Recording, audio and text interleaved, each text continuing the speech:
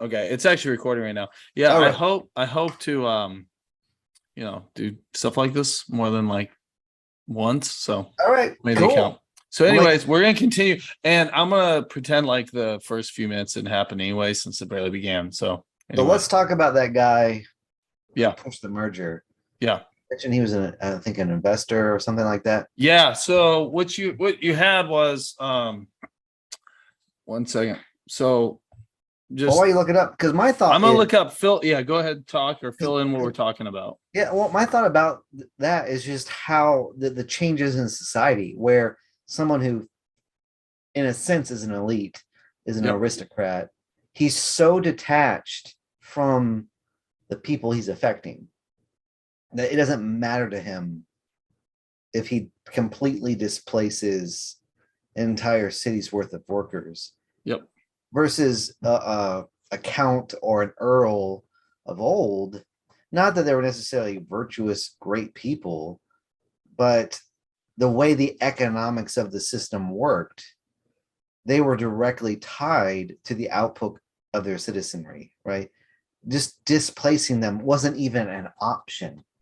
And so I think economics have changed where aristocrats can view people as far more disposable than previously in history. And then we as humans have to determine what to do with that. Yep. Yeah, what So, we were talking about was the merger of Cabela's and the Bass Pro Shops, and how it, I yeah, mean, it essentially took like the enormous share of jobs out of City, Nebraska for something that essentially didn't need to happen. Like Cabela's wasn't underperforming and neither was Bass Pro Shops, but there was a investment opportunity to merge these two and then resell. I mean, that's what literally happened. They were merged. They found a way to cut out human capital in US jobs and then have a more lucrative thing to sell. And it was the investment for the purchase and merger was through Goldman Sachs, and I forget who the venture capitalist was that actually performed the purchase and merger. I think even Tucker Carlson did a whole bit on it, so it wouldn't be oh too hard to wow, find the name. But it was like it was these, yeah, you had these two American brands. And the irony was like, so Cabela's house brand was actually pretty decent product. A lot of house brands are kind of garbage of like everything. And so their house brand was actually known for being pretty good stuff. And Cabela's house brand's kind of like junk. So you can guess which one's house brand became the house brand of all the yeah, the stores junk, of post course, merger. right? Yeah, yeah. I mean, no Yeah, offense, Bass Pro Shops, but and that's sad, but that's just the new. So I remember years ago reading a book. I'd have to go look it up. But it was like You Inc. or Me Inc. or something like that. mm, And the author tracked this disconnect, and actually, interestingly enough, he tied it to the railroads where the okay. transition occurred, because previously the aristocracy of society had to like live or at least walk by Sure. or ride a horse by the people that were under them. And so there Sure. was this visceral connection of you're riding by and oh wow, there's kids just in the street. Maybe we should clean this up. Sure. Even if they're evil, just for no other reason than they don't want to see it. Right? Yep. Like, let's throw some money, build a nice orphanage just so I don't have to see this. Sure. But the railroads allowed them to completely disconnect from the very people that they had to deal with. And Sure. so they could live out in the suburbs, take the train into town, and just completely avoid seeing the working class, so to speak. The Yeah, yeah, I like often think about this when we call, and this, I guess this would be somewhat, I mean, a good bit of this would be post railroad or concurrent with it. But when we look at like the Gilded Age and what we call the robber barons, and mhm. I compare that to like our elite class now, and it's like you had like like Rockefeller and Carnegie that were going to compete for who could do the most like philanthropy and get their name on it. Like one's like, well, I'm going to build a giant concert hall. And the other's like, oh Right. yeah, well, I'm going to build stone libraries in every major city in Everywhere. America. Yeah, Yeah. And then, you eventually get one that's like, oh yeah, well, I'm going to donate the Grand Tetons to the U.S. National Park System. And they're like, well, we can't take that. And so then what they do is they go use the media and claim that the federal government's not going to take their offer. So they're just going to put it up to auction and sell it. and they like use the media to force the federal government to take a gift for the American people. Like, and it's hilarious. It's yeah, and I look at this contrast now where it's like most of our elites now don't even view themselves as citizens of America. They view themselves as citizenry of the world, and that there isn't like this nation state of America. So there's nothing valuable about the citizenship here. Therefore, the people have no particular value. Like the people in this country are of no more value to them than any other individual anywhere else in the world. It's all entirely interchangeable. When you love everyone, you love no one. That's really what it boils down to. And so, and to be honest, I remember years ago when I was a corporate guy, a coworker of mine, he had dual citizenship, quasi. When you say quasi, like he did have dual citizenship, or he no, had a work I think he permit had a green citizenship? card here, and he didn't want to become a. Okay, I'm sorry. He had a green card here, and I asked him, well, like, do you need help, like, to get your citizenship or whatever? Yep. And he didn't want to. He's like, well, I'm a global citizen. Yeah. Which was a key word for I don't give a shit about anyone but myself. Yep. Like, excuse the language. Yeah. But he didn't. Like, it's not like he was going to go fly back to his home country and help the poor and downtrodden there. Sure. He isn't. Yep. He has zero investment in his home country. He has zero investment in America. The only person he cared about was himself. Yep. And to be honest, he himself could hardly be considered an elite, but I feel the elites carry the same attitude. Yeah, 100%. They like, don't view themselves. It's just I care about myself. That's really what that boils down to. Yeah, 100%. Yeah, deification of self, and they don't view themselves as a member of yeah. Yeah, and that's why we have in the background someone who did view himself as part of a tribe, even in a fictional sense. The apex aristocrat, Batman. So side note, I will say, as crazy as Batman is, obviously it's fictional. If you ever we're talking about the newest one, by the way, right? I mean, like right now, in reference to the newest film. Yes, but as a side note, if you want a bizarre ride of real life aristocrats, check out the stories of what happened to Teddy Roosevelt's sons. Okay. Those I don't agree with them morally per se, but the sheer fact they were capable, and that I think that could be another thing we can think about when we talk about modern aristocrats. Not only are they disconnected, they're lame. Like they don't even hold a candle to the capabilities of aristocrats before them. Sure. So Teddy Roosevelt's sons were like multilingual, could probably beat 95% of modern males in a hand-to-hand combat easily. Sure. Yeah. Theodore Roosevelt and Gifford Pinchot used to hold boxing matches at the White House. He went blind in a boxing match while president. Exactly. So, and his sons were raised in that. Yeah. So they literally toppled governments by themselves. The two of them. Speaking of, they had Roosevelt had a pet bear they kept at the White House. What? Really? Yeah. Do you know what its name was? No. What was it? Jonathan Edwards. Oh my goodness. He said it had all the doom and gloom of the preacher. His wife was related to Jonathan Edwards. Oh, that's hilarious. Yeah. So when he had a pet bear, he said he hated being in captivity. It was super gloomy. And so he named it after Jonathan Edwards. But yeah, no, couldn't believe more. I mean, couldn't agree more. And I see it a lot when we look at, I don't want to harken back to something that we don't have. But when you look at our founders, like, for instance, like Hamilton operated an international shipping, like an international shipping endeavor at the age of 13. His father died, his mother died. He went to work for a shipping merchant, and then by the age of 13, when the merchant would be at sea, he would operate his entire like international trade operation out of Nevis on the West Indies. And you can almost go down that list of individuals, and what you have is like high performing individuals, people who didn't have like I think Thomas Sowell puts it, how does he call it? He calls it like the gift of the anointed. What he calls the people that come out of academia now feeling like they've now been anointed, but are incredibly removed from the decisions they make. Right. What you end up with is like really interesting. So you either have like an actual like intelligentsia elite class, or this new like business elite class, and they're both entirely disconnected from, you know, the reality. citizenry. Yeah. I mean, And they're really disconnected from reality in many yeah, respects. Because even Hamilton operating that a shipping, like I guarantee you, he was far more connected with the realities of how sure, life functioned.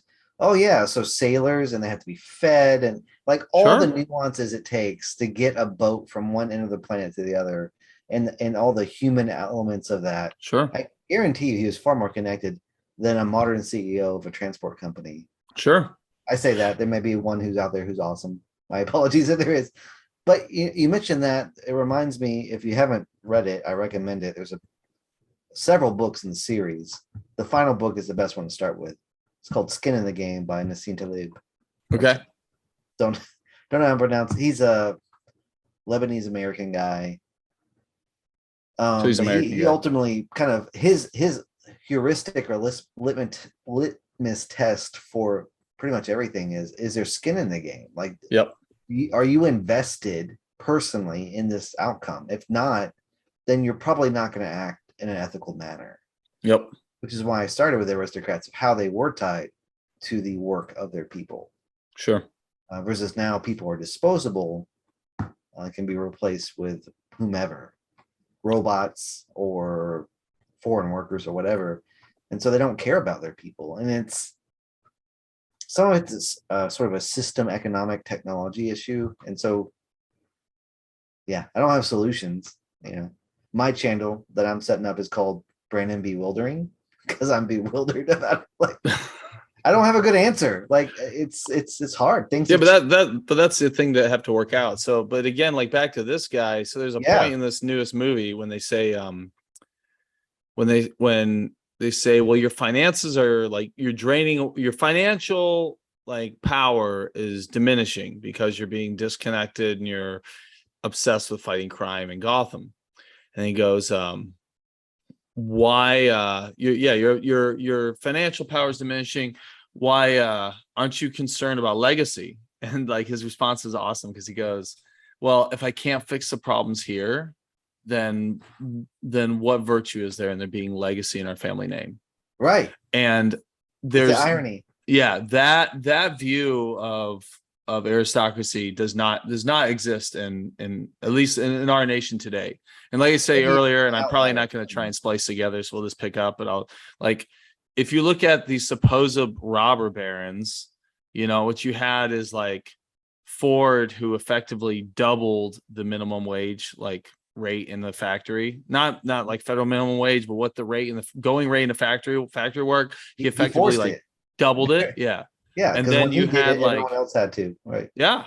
And then you had like, again, like these robber barons that were competing to do things like, you know, one would build a concert hall and then the other would be like, well, I'm going to build stone libraries across the entire Exactly. country. And then you'd Who have one can that's like, outgive? well, our family's going to donate an entire national park system. And if you don't take it, then we'll utilize the media to say that we're going to go to auction because the federal government won't accept it. Like they would utilize the media to give gifts to the American people. Exactly. And we can, like, undoubtedly, everybody's like fallible. But when we have a citizenry, when we have like an aristocracy and elite class that views themselves as citizens of the world, that means that they don't view themselves as citizens of America, and Exactly. they don't view citizenship of America as a thing of value. Right. And when we look at like this is what had pushed me towards populism, like the idea of populism, because I hated our current elite class. But then I realized, like, as conservative, or at least in the current way of things, as conservative, like I have to acknowledge the fact that hierarchy is real, and populism is kind of a challenge in the same that like leftist socialism would be. Populism exists in the same space of not embracing that hierarchy is real. And in conservatism, we need to embrace hierarchy is real because, again, God put in place hierarchy as God's the head of the state and head of all that there is. Things fall in line under that. And we're not just like these biomasses that, based on conditional elements, can be manifested into anything. Every individual is created with like particular attributes and traits, and particularly like as a parent, your role is to help guide your child into those traits. Though not to like address it a lot here, it's kind of funny because this like largely parallels what's happening right now with like the trans thing. Like my child feels like this particular given way. Well, like it's quite literally your job to not make them feel that way. Like as a parent, your specific job is to not make them feel that way. Right. And It wants to defy reality, revealed reality. yeah.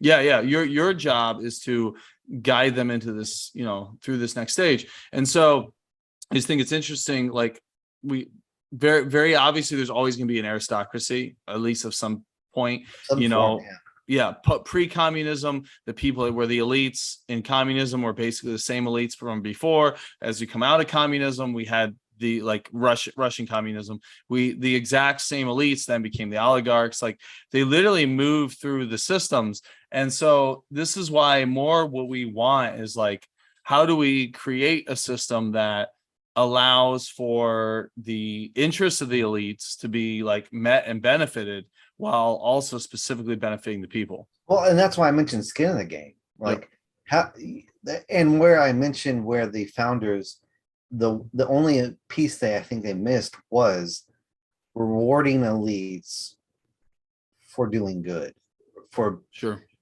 to tie the well-being of the citizenry to the well-being of the elites. Right now, it's not that way, right? Well, I think so I think it used to be felt a little bit more that it was. It did. I think the shift in economics is okay. Here's my big one. Here's my hot take.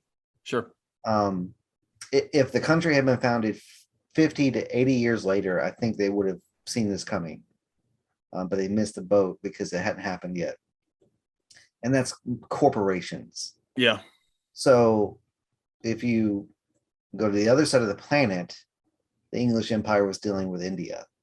Yep. And all the crap. Now, here's the irony is people talk about, the British Empire and all the crap they did to all these countries. Well, what happened to India and what happened to China wasn't the British government. It wasn't even the British aristocracy. In fact, they were horrified by it. It was this nouveau riche, this new rising class of corporate wealthy people who were able to create wealth and power from a new form of economics. And they exploited it to the hilt.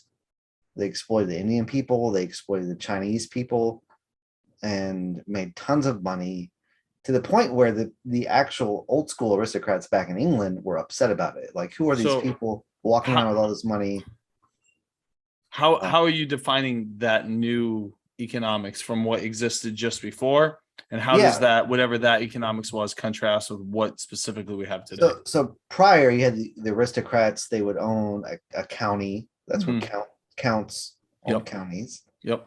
In America, if you live in America, if you live in a county, it's because a count at one point in England ruled over counties. Sure. You had counts and earls and all that. Sure.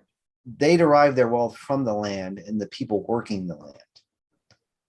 Meanwhile, you had the mercantile class rise up. There was already tension, but it wasn't that bad because it was mainly trade, right? Very straightforward. I'm taking these goods from this place to that place, selling, taking those goods back and selling them. Yeah, just the transport and trade. Right. Everything seemed, it was okay. But then they realized they could just start doing shenanigans and here's the key, by manipulating the government. So the East India Company realized, hey, we can buy off members of parliament, MPs, to do what we want them to do. And so what happened was in China, and I don't quite know the dates, but I know in China what had occurred was the Emperor of China wrote a letter to the Queen of England and said, hey, according to your God, you should treat people the way you want to be treated. You have opium outlawed in England. I'm trying to outlaw opium in my country. Your citizens are trying to sell opium to my citizens. I'm trying to stop them from selling opium, but they won't. Would you please stop them? All right. The letter never made it to the Queen of England. The East India Company instead bought off members of parliament, convinced them to send the British Navy and military to China to bombard the Chinese military into submission so they can continue to sell opium to the Chinese people, right? It wasn't the British government, it was the East India Company. Sure. Basically affected this horrific thing that scarred the Chinese people. To this day, I mean, part of their beef in current times is what happened with England. They were Sure. so humiliated. So I don't think anyone in the founding of the United States could have seen that happen, because that happened after the United States Sure. was founded. This idea that, oh, there's this company that has so much wealth, they can start buying off the government. Yeah. So it's funny, even when you hear these, like, in my opinion, kind of cringe statements about, like,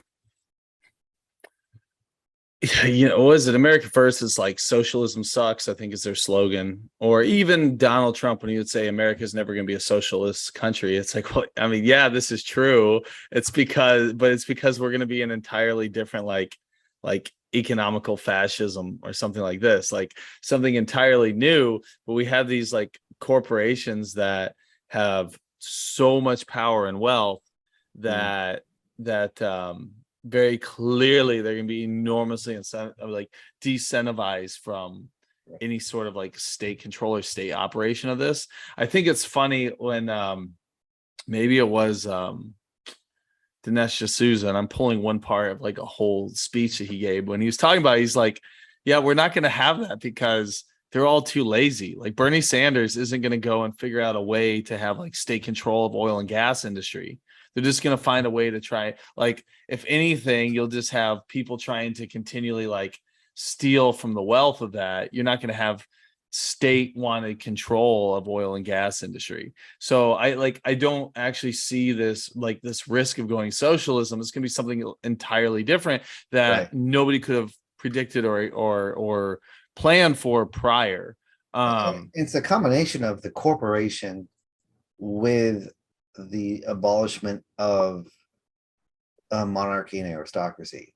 Because a monarch could walk up to the corporation and say, Yeah. it's mine now. Yep. Right? Like the Yeah. monarch doesn't care, right? Yep. Because they have absolute authority to shut down anyone who pisses them off. But in a democracy, no one has that authority. Yep. So all the corporation has to do is to buy off all the individual members. And you have to live in a world of just completely naive to think that they won't be bought off, right? And that's the vulnerability of aristocracy. I'm sorry, it's the vulnerability of sort of a representative government, is that with corporations, you will never have a representative government. And in the final analysis, they will always use their money and their influence to shape that representative government to their favor. You know what the really irony in this is, like, so like I often look at what would have happened if we hadn't ratified the 17th Amendment, where senators are now popular vote.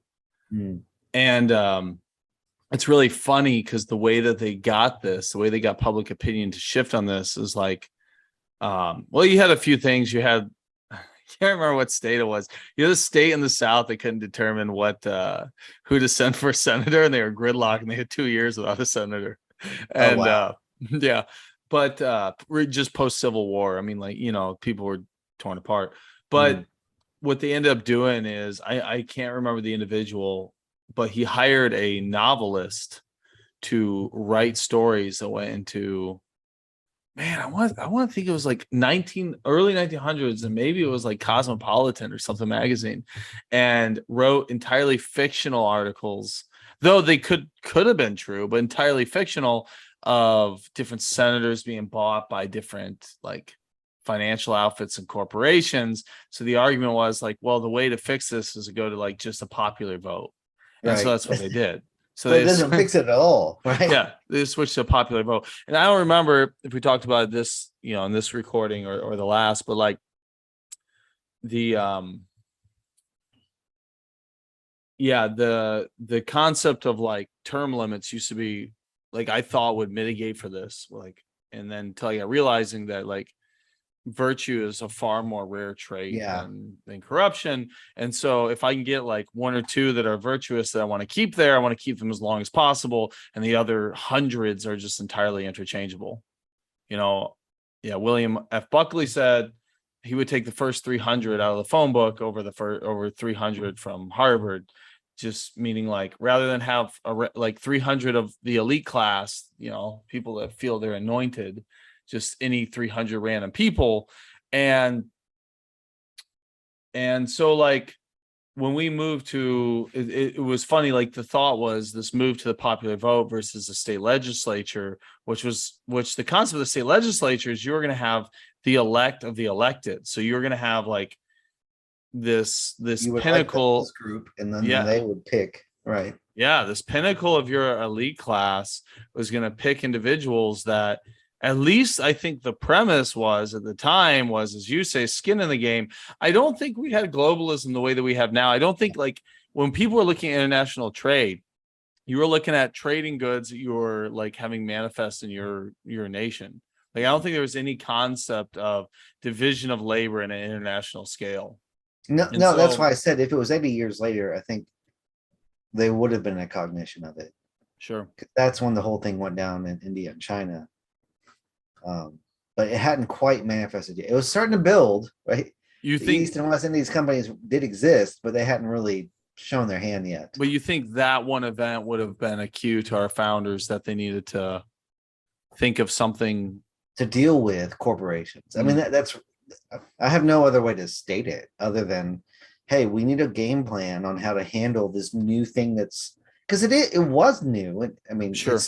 Historically, it still is new. Like Sure. we never had this group of individuals that had this much power and authority without skin in the game. And Yeah. that's So without skin in the game. Bill Gates doesn't have skin in the game. sure. Where in the history of the world could someone as nerdy and as a loser as him could wield any authority at all? Yeah. Yeah. I mean, what his contribution was he took a software that somebody didn't know how to market. He purchased DOS at a cheap price and said, why don't I license this software?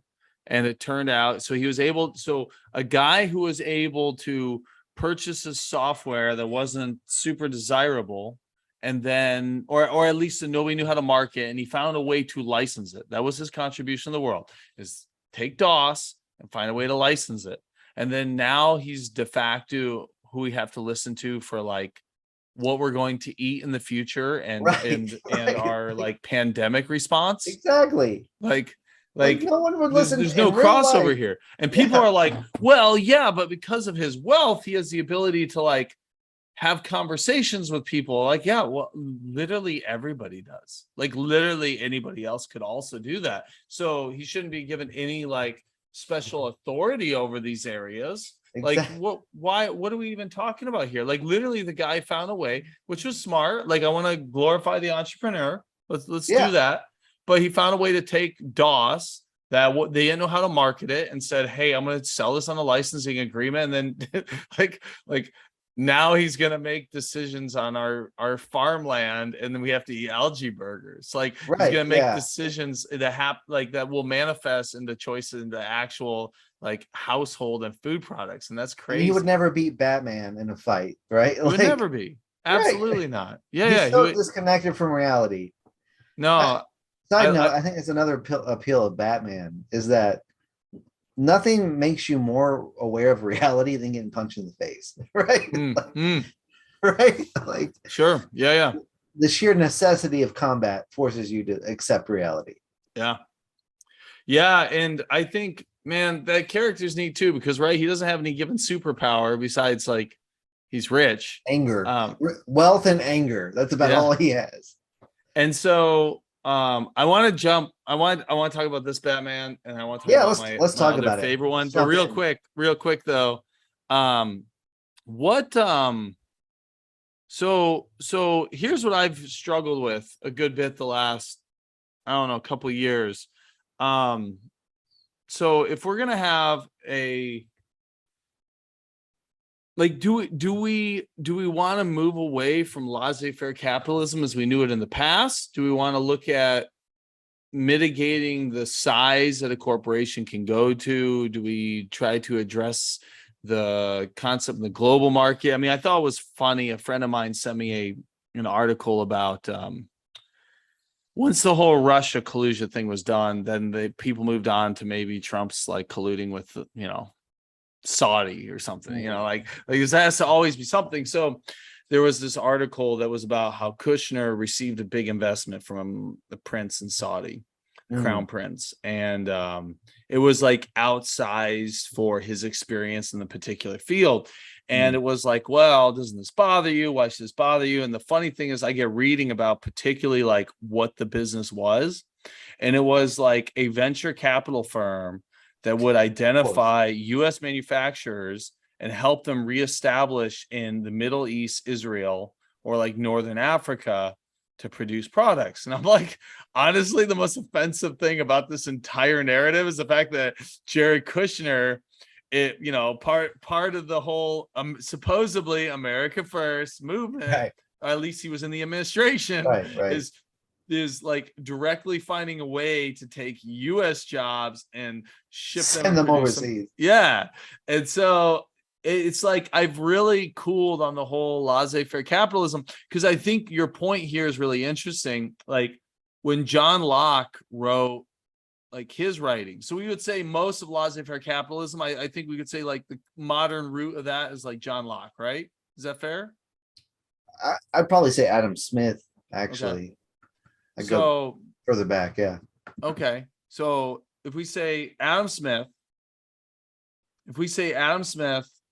we're talking pre-corporations. Oh yeah. It didn't exist. And so he wouldn't have been like, I don't think he would have had any like mental place to imagine this company like BlackRock or State Street that was going to have like 18% of Fox News and 15 to 20% of every other news company in the country, but there's and a then parallel. be purchasing homes. But there's a parallel you have to realize. It's not just the economics, it's also the politics. Yeah. Sure. As long as you have an absolute monarch, the rest doesn't matter, right? Because the monarch can just smack down anyone who gets too much power. It had to be that combo of the rise of corporations with the rise of democratically elected officials. Sure. And when he wrote, it was still a monarch. Yeah. Like, so they can mitigate for some of this power, but it was still, there's still an aristocracy and monarchy in power. Even John. No, that's a good point. Right? So it would require the government to shift for corporate. And one could argue that corporations, I mean, here's irony. People screaming democracy and then turning around and saying corporations suck. Corporations need democracies to do the evil stuff they do, right? Sure. Yeah. Right? Because someone who wields all authority will just shoot them a bird and actually have them executed. Like an absolutist dictator doesn't care what a corporation thinks, right? Sure. But an elected official who's elected every 2 to 4 years, or even 6 years, does. And that's the conundrum that we're at now, is that the government shifted, and I'd say in some ways for the better. Sure. But then the corporations rose in the sort of the wake of that. But there are people. So we're not the first ones to think about this. G.K. Chesterton is a very interesting figure, a very conservative Catholic. He was part of the Progressive Party in England, but no one in the Progressive Party liked him because he was really a conservative. Sure. In the Progressive Party. Well, and what that even means in UK politics against the US, I don't know. But he actually wrote a great essay about that whole thing, saying that the progressive in his day, and I would argue it hasn't changed in England or in America, they want progress for its own sake. They want change for its own sake. Sure. Yep. He was only a progressive, quote unquote, because he had an object that he was progressing towards. He had an objective place he wanted to be at. Right. And technically speaking, if he achieved it, he would be a conservative, but they weren't there yet. So he had to progress towards it. But then he also pointed out that because of the fallen nature of man, even if you achieve a goal, sin in the fallen nature of the world will corrupt it. So you will constantly have to move and affect it. He used the analogy of painting a fence. If you paint a fence, it will start to decay and you'll have to paint it Sure. again. So you can't just set a law and say it's good, because sinful people will find a way to corrupt it. So you're gonna have to change it or fix it in some way. So in the Yeah. sense, to be conservative, you will always have to be progressive. Of course, he was a wordsmith. He was just playing with words No, there. but like, no, I think the way that would contextualize this now when I talk to people is like, conservatives are going to have to look for ways to actively put measures in place to protect their interests. And Right. they You can't haven't, just set it and forget it. Right. yeah, they haven't done this like at all. It's really funny. You get these like basically a bunch of like constitutional simping when most of it now is like just a big cope. Like, for instance, like the biggest cope of all is the biggest cope of all is the Second Amendment. It's I was like, gonna say number two. yeah. People are like, well, as long as we have our guns, they're never gonna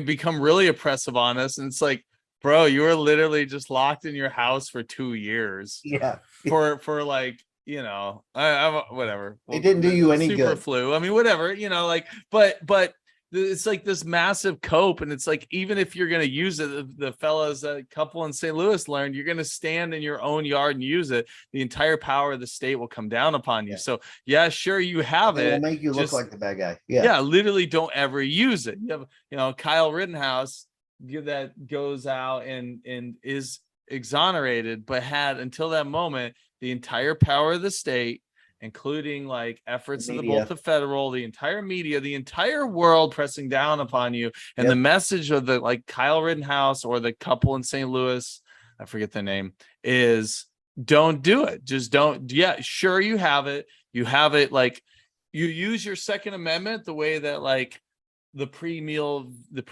views like Christianity. It's like in your tiny little house, like it stays within that roof and it never leaves beyond that. It's yeah, in your heart. Your tiny little, it's the God's a God of your tiny little heart. Your gun is a gun of like you're safe at your house.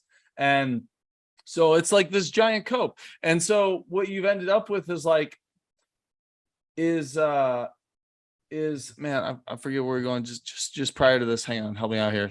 The corporations and how they've been able to shape everything. And no, so what you've ended up, oh no, it's protections. The right having protections in place. So what you've ended up with is like where the right, it happens like this. So the left is like, okay, so here's what we want. And at this point, we should know really well that there's no good faith here. There's no like, hey, we want this thing and then we're good. I mean, the progressives, it's really interesting. We like, it's the right does this thing where it's like it thinks it's owning the libs with like pointing out hypocrisy, but the thing is, like, a progressive viewpoint believes in like, it's not a teleological view of the world. It actually believes in like a changing arc of morality. So it believes that these virtues are always going to be changing. So it's not like they're not being hypocritical. There's no hypocrisy if there's no standard, right? Yeah, their presuppositions allow it where it's not hypocritical at all to have a different viewpoint today than they did 30 years ago, because they have a different goal today, because the view of a progressive is that things are like constantly arcing to dissolve away systems that create oppression. And so where the right has done this thing like, oh, well, we have the Second Amendment. So they're like, well, we're going to create the NFA. And they're like, well, or we're going to, do the NFA. And okay, fine. But, we still have the Second Amendment. And then they're like, yeah, we're going to create the ATF. And they're like, oh, well, okay. Like, you still have the Second Amendment. And you increasingly have like, okay, well, here's what we want to do. We want to ban bump stocks. And they're like, well, okay. And then right now we're up to the point, like, they're talking like red flag laws where you're going to quite literally remove a right away, remove a right that you have, take it away, without there having been due process. And the right's response isn't like, okay, we're going to have majority in Congress next year and we're going to abolish the ATF. How about that? Or we're going to move to say that, this type of magazine is going to be legal for the next 45 years or whatever. Like there's the right never has a counter of like, how do we secure right-wing interests? How do we secure Christian interests? How do we secure any conservative interests into the future? And so they've, for some reason, sat in this like position of just like slow obstruction and lost ground every year for 100 years. And then what I get often is like, as much as like I love them and I love spending time with them, but boomers will be like, well, you don't understand. You got to like give some to get some. And I'm like, we've literally gotten nothing like for 100 years now, or like 80 since 1950. We've gotten nothing. What do you mean? They don't have a real ground to stand on. And to be honest, they're sort of the inversion of what G.K. Chesterton was fighting against on the liberal side. So he chastised the liberals that they wanted to progress, because at the time they were called progressives. He's like, but you're not progressing towards anything. He said, I'm painting this fence, because he was using the fence as an analogy. He said, I'm painting this fence the same color every day. My goal is to paint this entire fence the same color. You progressives are painting the fence a different color every single day because you won't change for its own sake. I feel like the American conservatives are sort of a version of this. They don't even know what color they want the fence to be, right? Like they've forgotten that there should even be a color to the fence, right? They've forgotten that there's even a fence, right? There's nothing to conserve. Sure. Because they don't have, and that's the problem with conservative and liberal, is that it's a very relative term versus, hey, this is my view of reality. This is my view of humans, of how government should work. And this is where I don't agree with libertarians at all. I think they have a very not horrific. That's not a nice. They have a very naive view of humans. Yeah, no. Libertarianism is a giant psyop. It's like these anarcho-communism. It's like libertarianism is to the right, way anarcho-capitalism is the left. Like they're these entirely untenable, like silly views. Like they're like just a giant abstraction.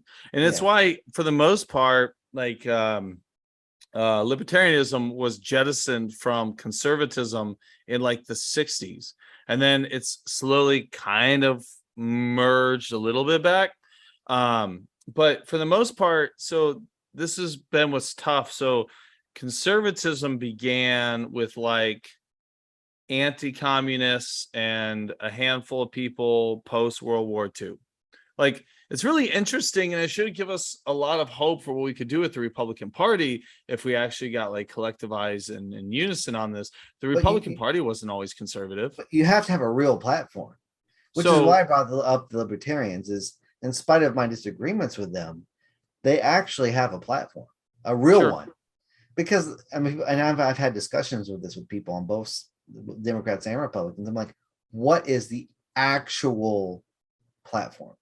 Yeah. So, and they don't have one. Like they make a platform each election cycle over specific issues. But I'm like, no. What are the guiding principles that guide your party always? Yeah. So I think why this happened though. So you had conservatism that started in like the 50s, and I forget the three legs. It was called the three legs of the stool. But then at some point into like the 70s and 80s especially, so you started to have like the neocons that define conservatism. So conservatism overwhelmed the Republican Party. And we have to remember, even as early as like, I think it was like 92, evangelicals weren't even a plurality of the Republican Party yet. Yeah. So during our lifetime, man.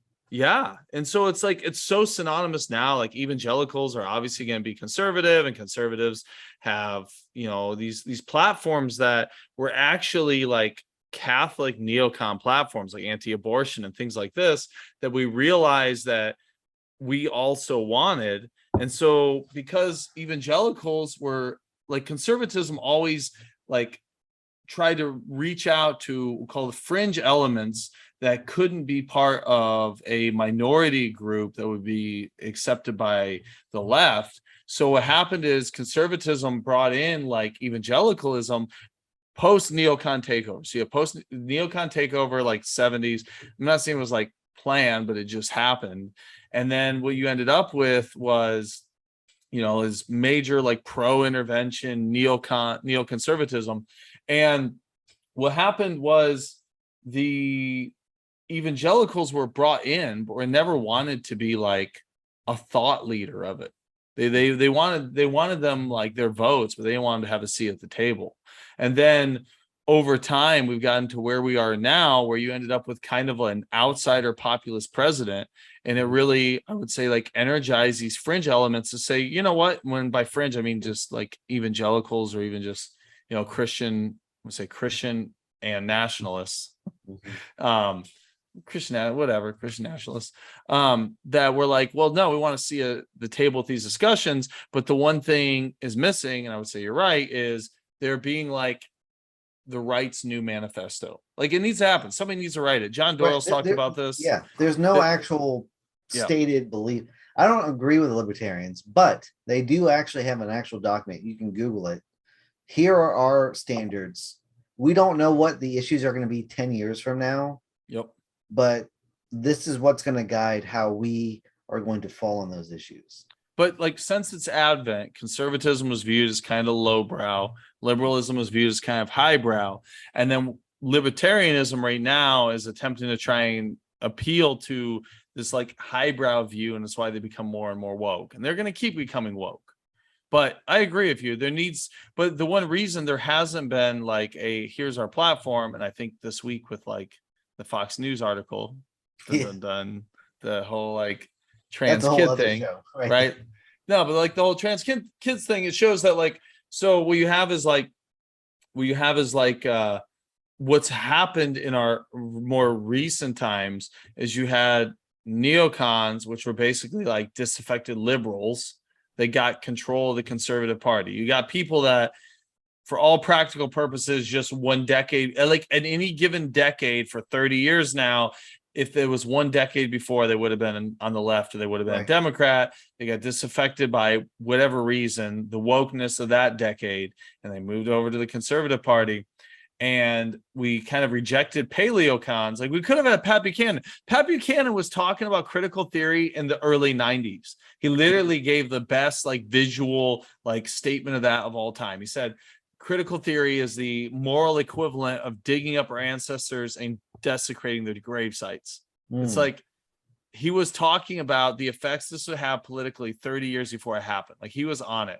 Like if we could have, I can't stress enough, like if we could have had Pat Buchanan, but we didn't, because evangelicals sided with like the more high-minded people that were like, let's go with these, wealthy oil guys.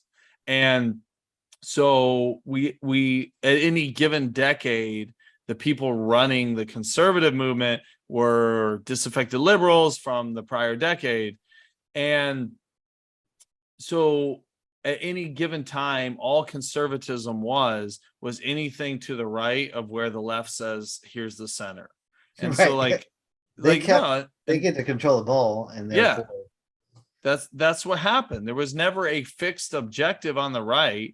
They were like slow obstructionists. And I think a big reason was, and it's easy for us to look at this critically now, that I don't think is fair for us to put on, let's say, like boomers that were like, okay, but there's all these institutions that were built by the generation before us. The greatest generation left us with like these universities and the FBI and the CIA, and left us with all these things that now, like, nobody imagined that these would become politicized. They thought these were institutions that had this high value, and the right views the institution being the like product that they're providing, whereas the left views the institution basically a name. So the left looks at like the end. They look at like Harvard now, and they're like, well, obviously you should accept anything they're saying because they're Harvard. And the right's like, well, we want Harvard to go back to being Harvard, right. And well, and they co-op, and here's an interesting thing. You mentioned that, and going back to people like this, right? What if Batman had gone to Yale? Would he be Batman, right? Like, so I had the unique benefit, kind of keeping with the theme of the aristocracy, of working for a corporation that was bought by an Alabama aristocratic family. Okay.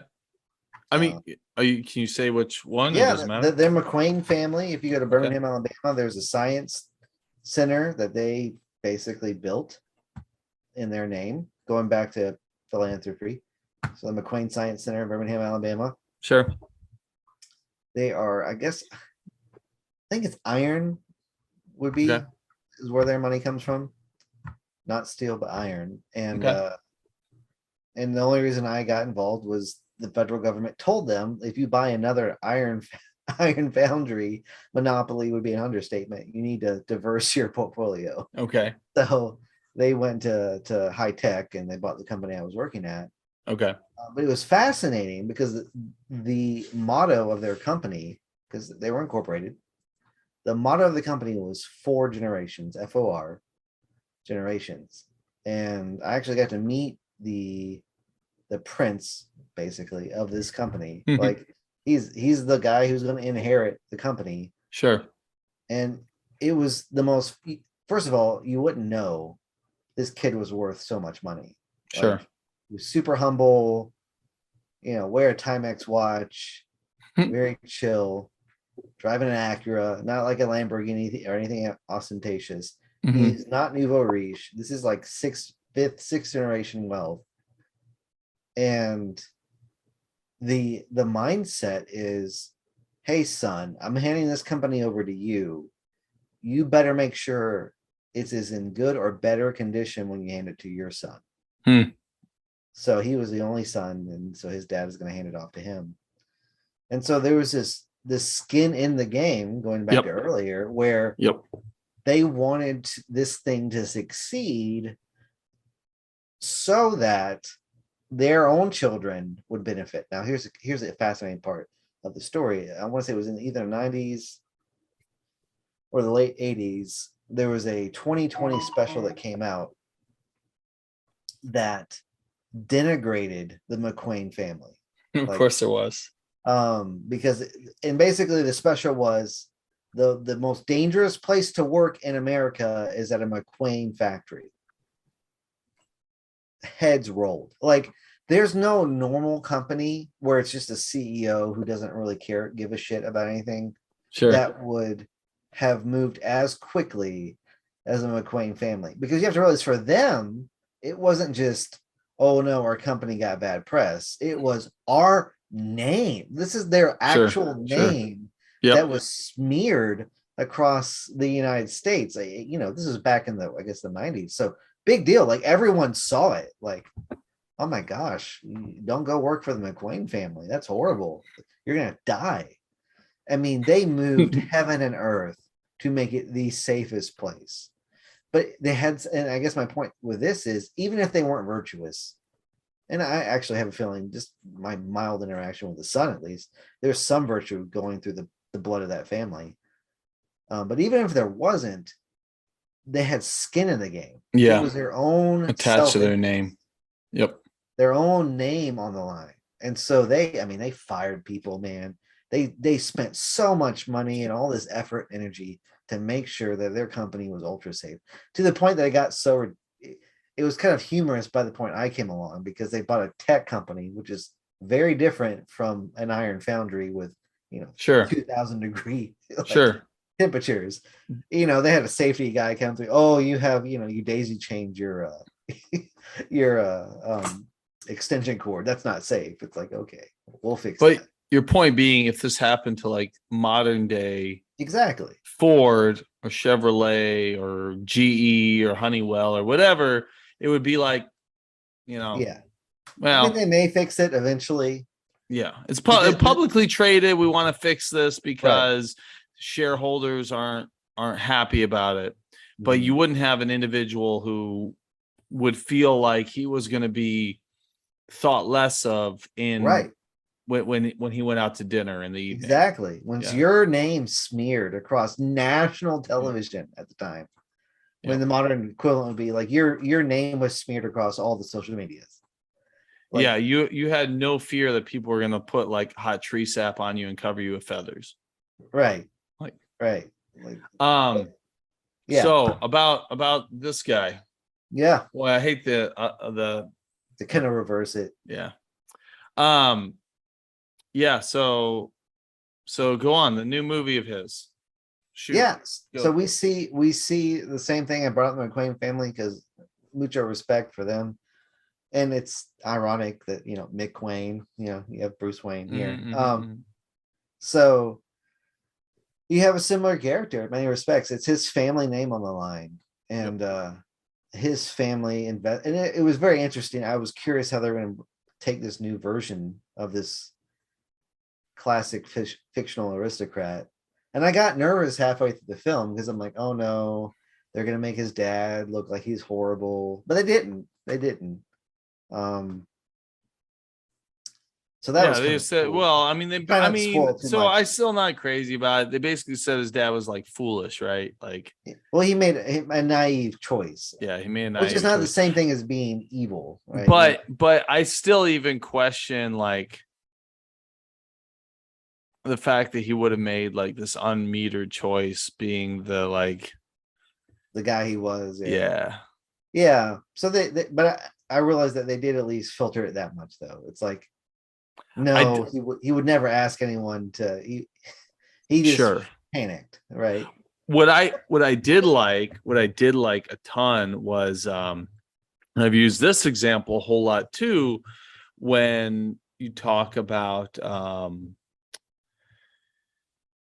value of your word, when it talked about how Falcone went to his house when he needed an operation because he knew his father had so Bruce Wayne's father is technically a doctor. Now, I think even in this story, they still had him working at the hospital some to show his nobility, but he obviously was like a very, very wealthy and successful businessman. But at the end of the day, like his beginning profession was he was a doctor. And so Falcone, the main villain, like across many of the Batman films, the one who this arc villain across, I mean, this arcing villain through the whole story, the Batman story, was shot and knew if he went to a hospital because he was just a grimy guy, they would just let him die. Like, we tried to save him, right? We did, we could, and he knew that'd be his outcome, so he instead went to Bruce Wayne's, what was his dad's name? Do you remember? Thomas, I think Thomas Wayne or something like that. Okay. Yeah. Anyways, he went to his dad's house, and knowing because he was an honorable man and took the Hippocratic oath. Yeah, I was gonna say that I love it. He actually mentions like, no, my dad did it because he took the oath, right? Because he took it and he was an honorable man. He knew that his dad would save him, whether like he wanted to or not, because he could put aside. Like, I'm kind of amazed they put this in his current film, because he would put aside his own like desires or his own thoughts over something like far higher than himself. And this thing far higher was this concept of like the Hippocratic oath. And we used to have a lot of things like that. And one of them in particular was language, like where the concept was we could communicate really effectively with language. And because it transcended us, we're going to leave behind these words and somebody would be able to read them. Whereas like the postmoderns say, well, words have no meaning because they change over time. But for most of history, we believe that like we're leaving behind like these stories and traditions and words, and they're going to have meaning and be passed on. And instead of this view of like entirely the self, his father had this view that like, I swore an oath to this thing, the Hippocratic oath, and this is more valuable than my desires right now, even if this is literally the worst criminal, because it's not just me. Like, me holding true to this suggests that all should hold true to this. The fact that I held true to this in the most like egregious and dire of situations means that all should, and this is what would benefit you regardless of wealth or economic status if you show up to a doctor. And that's why they put systems like this in place. I thought it was really amazing that they showed this, because again, it was like this entire like abandon of self, which is like very, very like not popular in Hollywood right now. No, no, or just setting aside the context of whoever's in front of you, right? Like Yeah. that's not popular right now. Yeah.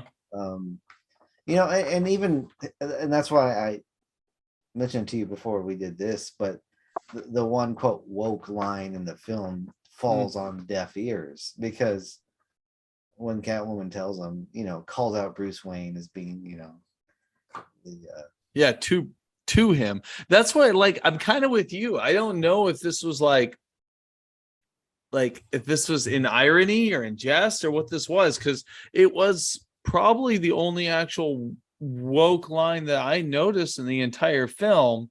And it but was it's ironic when she says it, because she yeah, doesn't know herself, yeah, but she's actually speaking to Bruce Wayne. The privileged white guy is yep, the very guy sacrificing himself to yeah, help everyone. yeah, with the viewpoint of, if I can't fix my own city, if I can't improve like my own surroundings, What's the then point what with my point is wealth? there of my family having a legacy anyways? Mhm. Like, I like even that was interesting. Like, he had this personal agency to improve his surroundings, or his entire family name didn't have value. In spite of his bad haircut. Yes. Yeah. So, but and even earlier in the film, the mayor, and that was in the trailer, where she's like, your dad did a lot for the city, but you don't seem to be doing anything. And of course, everyone in the audience can just laugh, because Yeah, they all know. we all know that he's dressing up and getting hurt and beating the crap out of bad guys. Sure. Yeah, he's actually doing something for far more for the city than you'll ever know, mayoral candidate. So there's just some irony in that whole context, and I don't know what the directors or writers were thinking with that. But it's kind of neat, because it can kind of reflect back to people who spout off or say things like, you don't actually know the full context that you're speaking in. You don't know what these people are actually doing to sustain society. Sure. And that's one thing I talk to my kids about a lot. And I really loved it, because probably maybe half a year after I did this with my son, he actually brought it up again to me, is that, and side note, I didn't invent it, so I shouldn't call credit. I got it from the Tuttle Twins books. If you ever Yeah, heard that's a of good. them. That's a good. I got a little parent guide, and he talks about talking to your kids about, like, you'll hold up an object and, like, how many people did it take to make this thing, right? And so, and then like months later, my son brought this up to me again, like, man, dad, it takes a lot of people to make this. I forgot what the object was, but this toy, and so it's just appreciation of, like, we can spout off and be angry at people, or you suck or whatever, but no, you don't know what these people are doing. And now, obviously, the Batman is fictional, and we do have a new aristocracy that's very disconnected from their city, but we can look at him as an example of, here's an aristocrat who is connected to his city, who is connected to his people, who does have skin in the game, because as you mentioned, there's an aspect of his family name that he cares about. Yeah. And And so it's attached to Gotham. Like that, maybe that's also one thing that's really missing is, like, for instance, well, I mean, we used him earlier. Bill Gates. What city is he connected to? zero, none, Jeff Bezos. none. They're Yeah, I not. mean, like, I think you could go down the list and you don't see like the place that they're particularly connected to. But again, like, and I know you're not prepared on this, as we said earlier, but like this riffing, how do you fix that? So it's funny. So the family I mentioned, the McQueen family I mentioned earlier, they are connected to the city. They're connected to Birmingham, Yep. because that's the city they rose out of. They're an iron family. Yep. If you don't know personally, Birmingham, Alabama is an iron city. It has a statue of Vulcan. It's all about forge and metal. That's the history of that city, even though I don't know how much iron work still goes on there Sure. anymore. But That whole belt of the country, right? Like the Lodge Foundry is like 2 hours from there and stuff. it's Yeah. north. It's actually Yep. northeast of Huntsville. Yep. So iron. but and I mentioned GK Chessen earlier. I never brought this up, and I don't know if his solution is correct, but maybe we can look to it as a scout dog, maybe pointing in the right direction. Sure. So he brought up something called distributionism, and there were other people who probably did a better job than he did. But the idea is sort of using the governmental powers to limit the expansion of corporations, Okay. and in such a way that, hey, if you're really good at what you do, you're going to continue to expand, but you're not going to expand just because of money and power. So, for example, and now how will that manifest today? I don't know, because we have new technology that makes it different. But in that day, it would be like, okay, if you're Walmart, all right, Walmart, you've opened up 2 stores. For every additional store you open, you have ever increasing taxes you have to pay. It's Okay. this sort of this tax curve. So, it's like, this percentage at 2 stores, but it doubles at 4 and triples at 6. And it just gets so high that, I mean, if you're just brilliant and you've just cracked the code, you might be able to keep opening stores, but eventually it's just going to be so expensive. You're just going to settle down and be content with the region that God gave you. And Sure. there's almost a place in that for government to be like, no, here are your boundaries, right? Sure. Walmart, you are the Alabama store, and you don't need to go into Florida, right? Like, Sure. um, there's a biblical pattern of this mention of boundaries. And corporations, if anything marks a corporation, is the fact that they have no boundaries. Yeah, I think I'm very, very open to these ideas in the world of finance, because I think conservatism, basically, if the last 40 years we could pick like their platform, it would have been laissez-faire capitalism, like free market, and like maybe strong military, right? Like strong interventionist policy, foreign interventionist policy, which I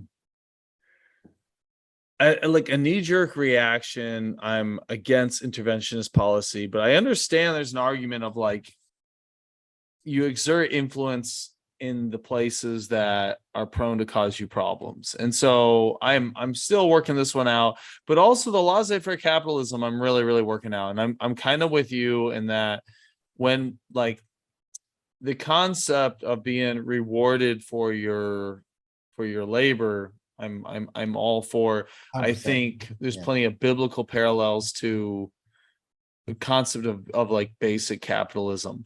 But what's happened now, like, with with laissez-faire capitalism, I'm very, very open to exploring ideas. The only thing like that I always come back to is, for instance, like a great example. So you use the Walmart. Like the reality is, though a lot of the products aren't great, the one thing it has done is it's brought an immense amount of products at a low cost. And were you to remove, let's say, well, do like a progressive tax based on number of stores, for instance, as you say, or force them to be like a single state entity, how would that affect the consumer? Uh, Offhand, I would say this. For one, even as they lower the price of the goods, they also lower the wages of the individuals. So that sort of balances out. Sure. Because when Walmart moves into town, this is well documented. It Yeah. destroys tons of jobs, and so people start making less money. So that local economy Sure. actually has less money to spend. Sure. Also, whatever the good it is that they cracked to make their distribution well, they could certainly share that with other companies. Meaning that, hey, I might not be able to be Walmart, but I'm going to split, create a second company, and I'm going to sell to the Georgia and the Tennessee and Virginia WalMarts, and they're going to be separate organizations, and that way you're not accumulating so much wealth and power into one pocket. But would you have something like a franchise then, though, and have Yeah, a and I don't similar know. That's why I'm problem? saying, like, there's Yeah. so many, and the internet makes it even more complicated. There's an author I love. He's a kind of a guru, Perry Marshall. he talks about the reduction of friction in the 21st century. So, for instance, if you're a barber, you can only service so many people, right? Sure. You'd be the best, but there's always going to be room for another barber or two. Sure. But if you're Amazon.com or Facebook, like because of the lack of friction in the internet, you completely just encapsulate everything. Sure. There's no resistance. Sure. And so how to handle that, I Yeah. don't know. And in the digital space, the capability to expand is almost limitless. Exactly. And so Yeah. it allows, so even Walmart, even when It's Walmart, only actually like the only mitigating factor is cost. yeah, So if your fiscal model works, you can expand almost limitless. infinitely. Yeah. Yeah.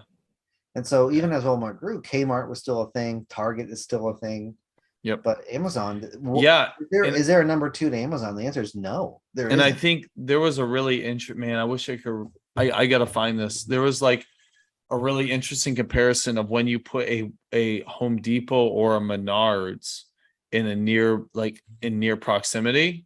Are you familiar with Menards? Oh, you may not. You Southern boy I'm your a whole Southern life. guy, so I Okay. don't know So Menards. Menards is like a Midwest version. It's okay. So Menards is what Chick-fil-A is to fast food. Menards is to like home improvement stores. Okay. It's like plays like Christian music. It's through the Midwest. It's Okay. like maybe slightly lower quality goods than Walmart. I mean, Home Depot, but way more, like tons of stuff. Okay. And but like it's kind of conservative. They're usually really, really helpful staff. Okay. It's like what you would expect in like Minnesota for All like a right. home improvement store, but it's throughout the whole Midwest. And so, but what they've done is they found that when they had when they put them in proximity to each other, both sales went up. And so what it was is you just created like the part of town that people would went to for their home improvement goods. Hmm. And if one place didn't have everything they need, they would pop over to the other one. And so what they found is like the proximity, both these stores would go up.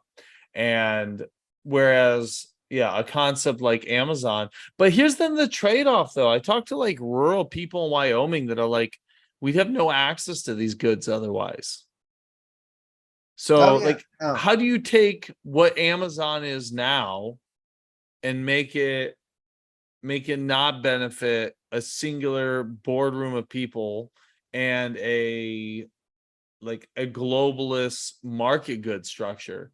Do you just say like in the US, any multi-state venture can only sell like US made goods? What do you do?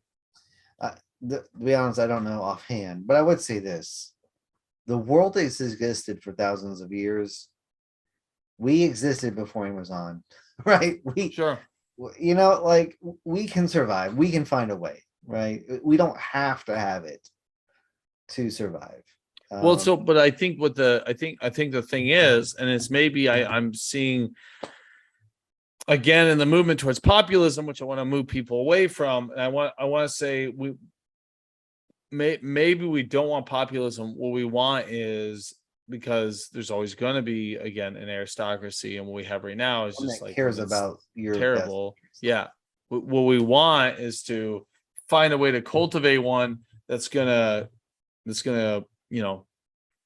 care about the people and be nationalist. Right. And side And note, from a very practical, technical point of view, if you shop on Amazon right now, here's my encouragement.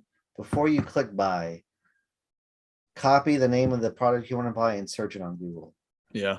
I find about 60 to 70% of the time I can find the same product cheaper from the company itself.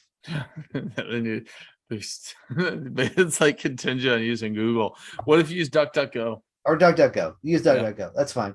But here's the thing. So Amazon, the reason they got to where they were is they were literally not literally, they were figuratively taping dollar bills to every box they shipped out. They were willing, they spent years. This was in their business model. Yeah. They spent years taking a financial hit Yep. to keep you addicted to their service so they could crush their competition. And Yep. now they've upped the price and you don't know it because you're like a frog, being boiled in water. Sure. You can oftentimes get the same product at the same. at the very least the same price somewhere else. Yeah, I would really like to see like as they put out physical stores, especially like where you should be able to see this manifest first in the space of books, right? Because that was the thing that they went into first, is as they put out physical bookstores and then now they're starting to put like brick and mortars in places. Like their big benefit over the years was just not needing to pay sales tax, Right. which Well, that went away. yeah, not now, but that's Yeah. only like 2 years. But I'm saying that that's maybe part of the equation is eliminating that. Meaning what part? Well, Meaning, I mean, the fact that that's been changed, yeah, maybe part of that as far as like what to do is like, well, but maybe it's too late now. figured. I mean, you say that. So for me personally, I'm a book nerd, and I haven't bought a book from Amazon forever because I go to thriftbooks.com. Really? So Okay. yeah, so I'm just saying for most people, if you think Amazon is the place, 9 times out of 10, it's not anymore. Not when it comes to price. But the thing is, like, it gets down also to convenience. Do you follow Freedom Tunes at all? It's been a minute. I mean, I But like. you're familiar with, Yeah, yeah, his outfit, Seamus. yeah. It's hilarious. Did I don't know if I sent you, there's one the other day where it's like, it's what the left or what the media thinks the conservative movement Yeah. is. Versus what they really are. Yeah. Did you saw this Oh one? yeah. So it No, shows I them sent like that. I sent that out. Yeah. okay. Yeah, that's funny. Yes, I literally got it from you. Okay, so that video encapsulates it's funny. I'll tell you about this. Yeah. So that video that you shared with me is encapsulates this perfectly, where it's like literally they're like, hey, we should boycott Oreo cookies. They're like, yeah, but they're so good. They're like, yeah, but get an alternative. Yeah, but it doesn't taste as good. And they're like, Not the same as Oreo. yeah. And then literally they're like, yeah, well, they're gonna call you racist. I've never eaten a cookie in my life. Right. I don't so I guess until the public actually cares, you're really not gonna be able to make movement on this stuff. Like Yeah. you're just not. The irony, I mean, I'll say for me, it wasn't the big abstract, oh, Amazon's too big. For me, it was when 2 employees of Amazon died in Alabama that I changed. Really? That's what pushed me.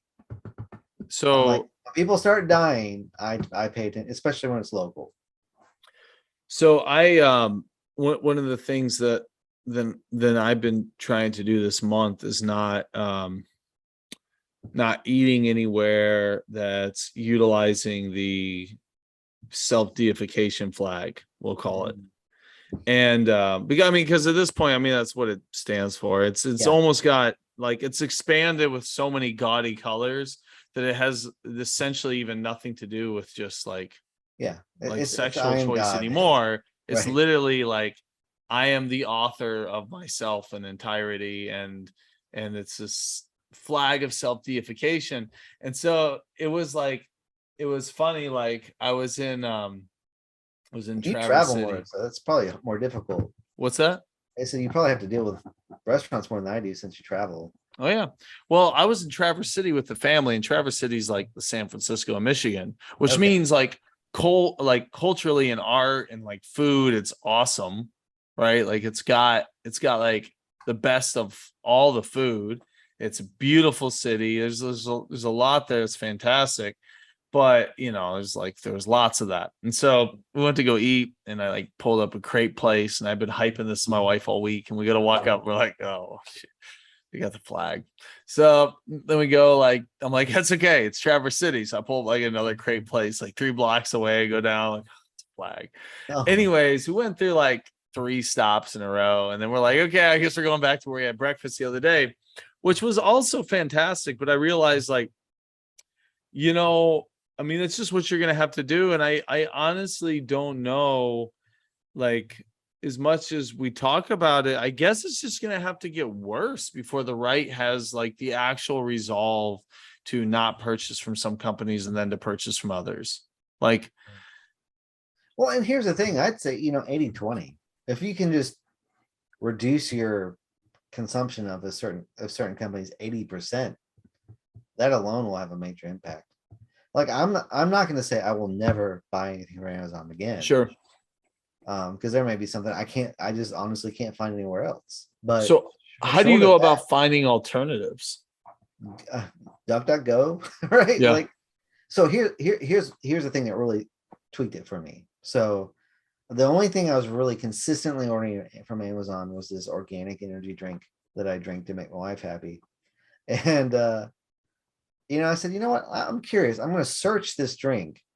No, I searched it. I went to their website. I'm like, I wonder if I can order it straight from the company. Right? Makes sense. Not not only was it cheaper per crate to order it straight from the company, the shipping was free. Yeah. So, And but here's the ultimate irony. Ready? Just brace yourself. When the box arrived, I am not joking. It was from Amazon.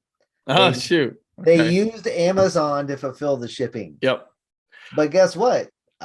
It was less money for Amazon. That doesn't surprise me because it's funny that that's what I was going to go to with when you're talking about the free shipping. Like this is one thing that Amazon has done for us is like it never used to be free shipping. Like you never got free shipping. Yeah. And now if you don't get 2 or 3 day shipping and it free, like you feel like you're paying more for a good. Right. Like nobody like everything has free shipping now. I mean, a lot of that's because they bake it into their business model. Sure. Because they have alternate sources of income through their movie. Well, sure, but they also fundamentally changed the way that like international freight and shipping works. They did. And so they haven't beat Walmart yet, but they're getting there. So like I said, I don't know how you balance these things. This is what I really want to see out of like this is what I really want to see out of the right in the next, really needs to happen now. I mean, we're behind the ball already, but really needs to like an actual party platform, not the Republican every 3 or 4 years. I mean, the Republican Party platform had on it back in 2018. No, 2014 was the state transfer of federal land. Like it's funny this like I became not Republican. I'm back full Republican now. Mostly for the lulls, but but I like became not Republican and 2014 it was on their platform. It may have even been on their platform in 2016 still.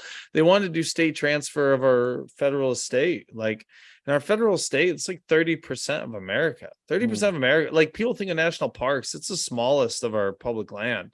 Bureau of Land Management's way bigger. Forest, the National Forest System's larger. Even Fish and Wildlife managed land is larger than parks. The parks are like this tiny parcel, and the rest is like supposed to be an asset for the American people. And the federal is in the unique position that if they run a default, they can still keep the land. States aren't in that position. States run a deficit, they sell the land. So everything basically like west of the Mississippi. I mean, like Nebraska West, everything when the states were created with the Enabling Act, they were given land. So they were supposed to manage at a profit to meet the stipulations the federal government had to be a state. So like you have to have schools and things like this. So they were given land. They're supposed to manage it at a profit to fund the required like necessities to be a state. And most of these states have sold off their land. Like some states have sold literally all of it. I mean, like Nevada sold it for $1 an acre to the like friends of people in office. And so what happened was, the states over the years somehow made it this right-wing thing that they were going to be like, well, because of states' rights, you should transfer the federal estate to the control of the state. And like places like Utah already stipulated that because of barrel price, if the land, like if the main purpose of the land, the main asset was oil extraction, let's say, or if it was lumber, then if there was a board foot price that fell below a certain point or a barrel price that fell below a certain point, then the land would have to be sold. So at the time that Utah was advocating for the state transfer, the majority of the land that would be transferred would actually be slated to be sold anyways. And so you would take you have to wonder if there aren't some corporate involvement in that as well. Oh, no doubt. And so what you ended up with was like this thing that sounded like typical peak conservatism, right? States' rights. It's a state rights issue. It's land within the state. It's states' rights. But the U.S. has a special thing, which was like their federal land. We're the only entity outside New Zealand that has that land in public trust. You have land of the crown, like in Canada and the UK, and you have like you have land owned by the government, but in the US is the only that has land that's entrusted to the government. Public trust, yeah, that's owned by for the the people, so to speak. Yeah, and the thing is, like, it won't ever leave, and it's like has intrinsic value, and the thing is, it's like kind of part of who we are, and this is why it's like no surprise, like this is peak neocon. You look at the past generation, right? America is an idea. In fact, like it's hilarious seeing the shift in like a Charlie Kirk that would have been America's an idea to now where he's like, no. Even he specifically said to Vosh, America's not an idea, America's a home. And it's like, well, you're beginning to understand like how nationalism functions. But even the right was like scared of nationalism for a period of time, I think. Like they embraced this. And maybe some of it was from the Koch brothers, like this. And the thing is that I've had to realize is that oh, 1 second, I gotta send a response here. I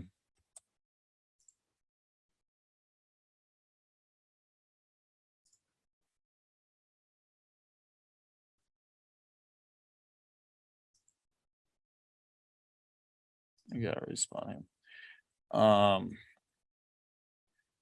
You know who Aaron Wrenn is, I'm sure. Yeah. So he did a pretty interesting series where he talked about the history of conservatism, and he gave a few great examples. And one of them was when Goldwater was going against Rockefeller for the primary for the Republican Party. And you looked at the money behind both of them, and the reality was it wasn't even about like virtue at all. It was about like the pews felt that they were like oil money that lost out to the Rockefellers 3 generations back and had to relocate to Texas, and were like wildcat Republicans versus Rockefellers that were like old aristocracy Republicans.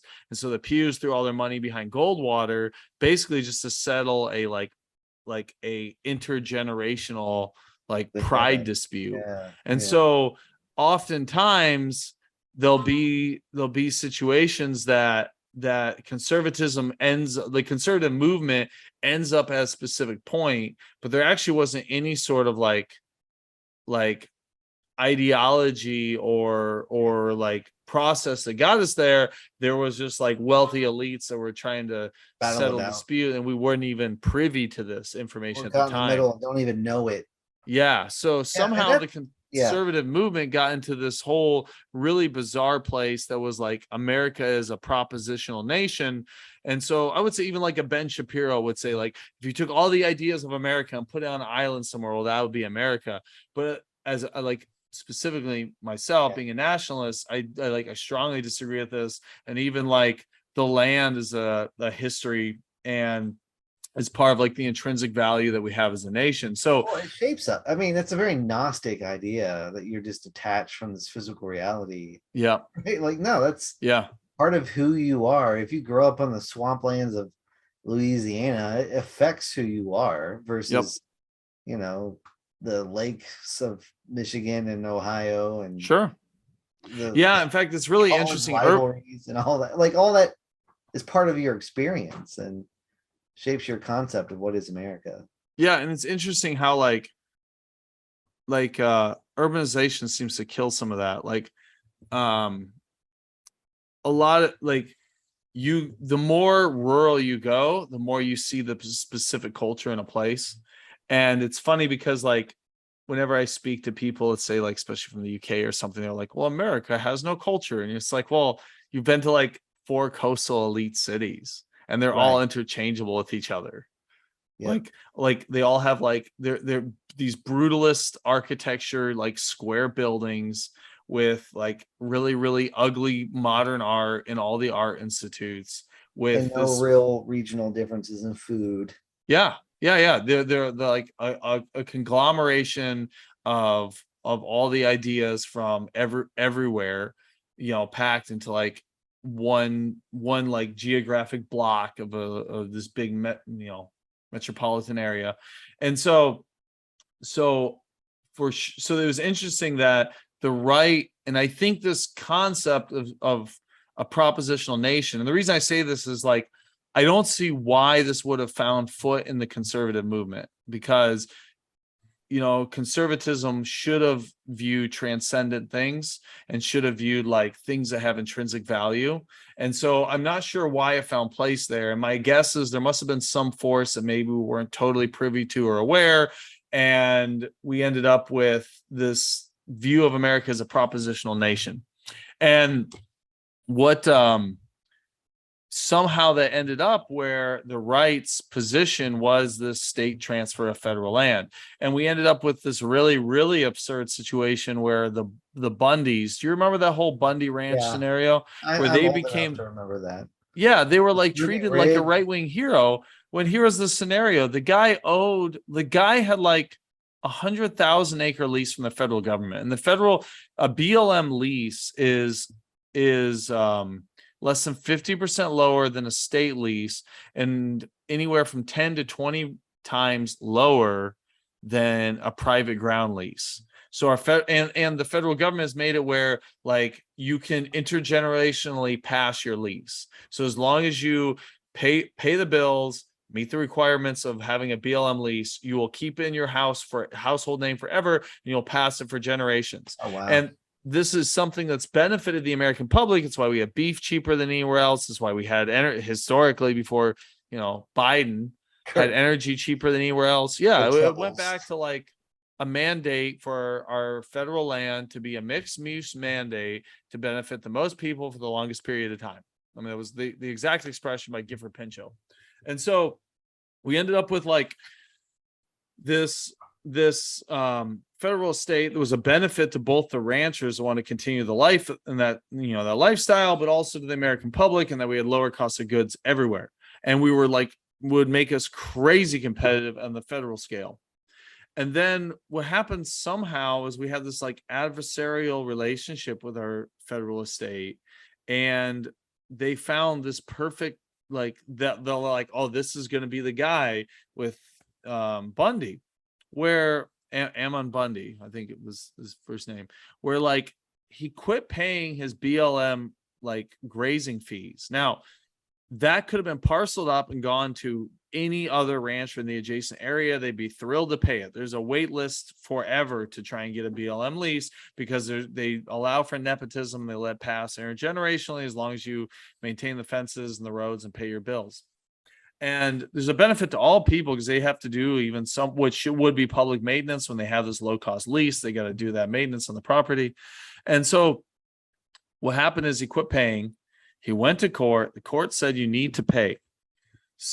He agreed to pay. He started making payments again. And then somewhere in the midst of this, somebody, it seems, said, hey, we're going to make you the hero.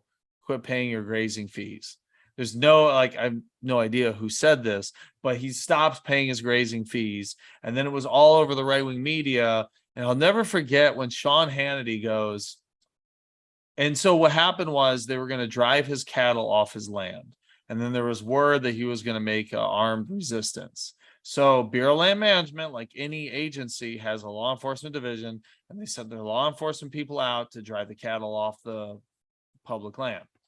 And they made for great like airtime where they got this this video footage of what looked like a SWAT team driving cattle off a property. And then like the exact verbiage like on Hannity was, and all this guy is guilty of is his cattle eating some of the public's grass. And I'm like, well, I mean, he had 100,000 acre like plus lease that He he didn't just pay said, for you know what, I'm just not going to pay it anymore. it. And Right. it's like a lower cost lease than any other potential we could have. It's like the one thing our federal government has done pretty well is manage our public land. Yeah. And then the right took this adversarial relationship to that. They dropped it because it became very unpopular. Chaffetz and a few other guys submitted a bill to sell off federal land that was slated to have not high value. It reached like mass awareness within the hunting and fishing world, and it became so unpopular they dropped it off the platform. But it brings up the really, really important thing here, which is, why isn't there like the right wing needs a manifesto? They need a new manifesto, and we need to figure out. They need one, period. They don't have one at all. There's no foundational document. Right. But they don't have a guiding document to lead their principles, and that's been the issue. And that's what I mentioned way earlier about the libertarians is, even though I don't agree with them, when I discovered they actually do have a stated, like, here's our beliefs. But they still haven't made any traction. No, I mean, I'm not saying this is not a plug for them at all, but it's just that, like, hey, I think both the Republicans and the Democrats should be honest and say, hey, here's our guiding principles.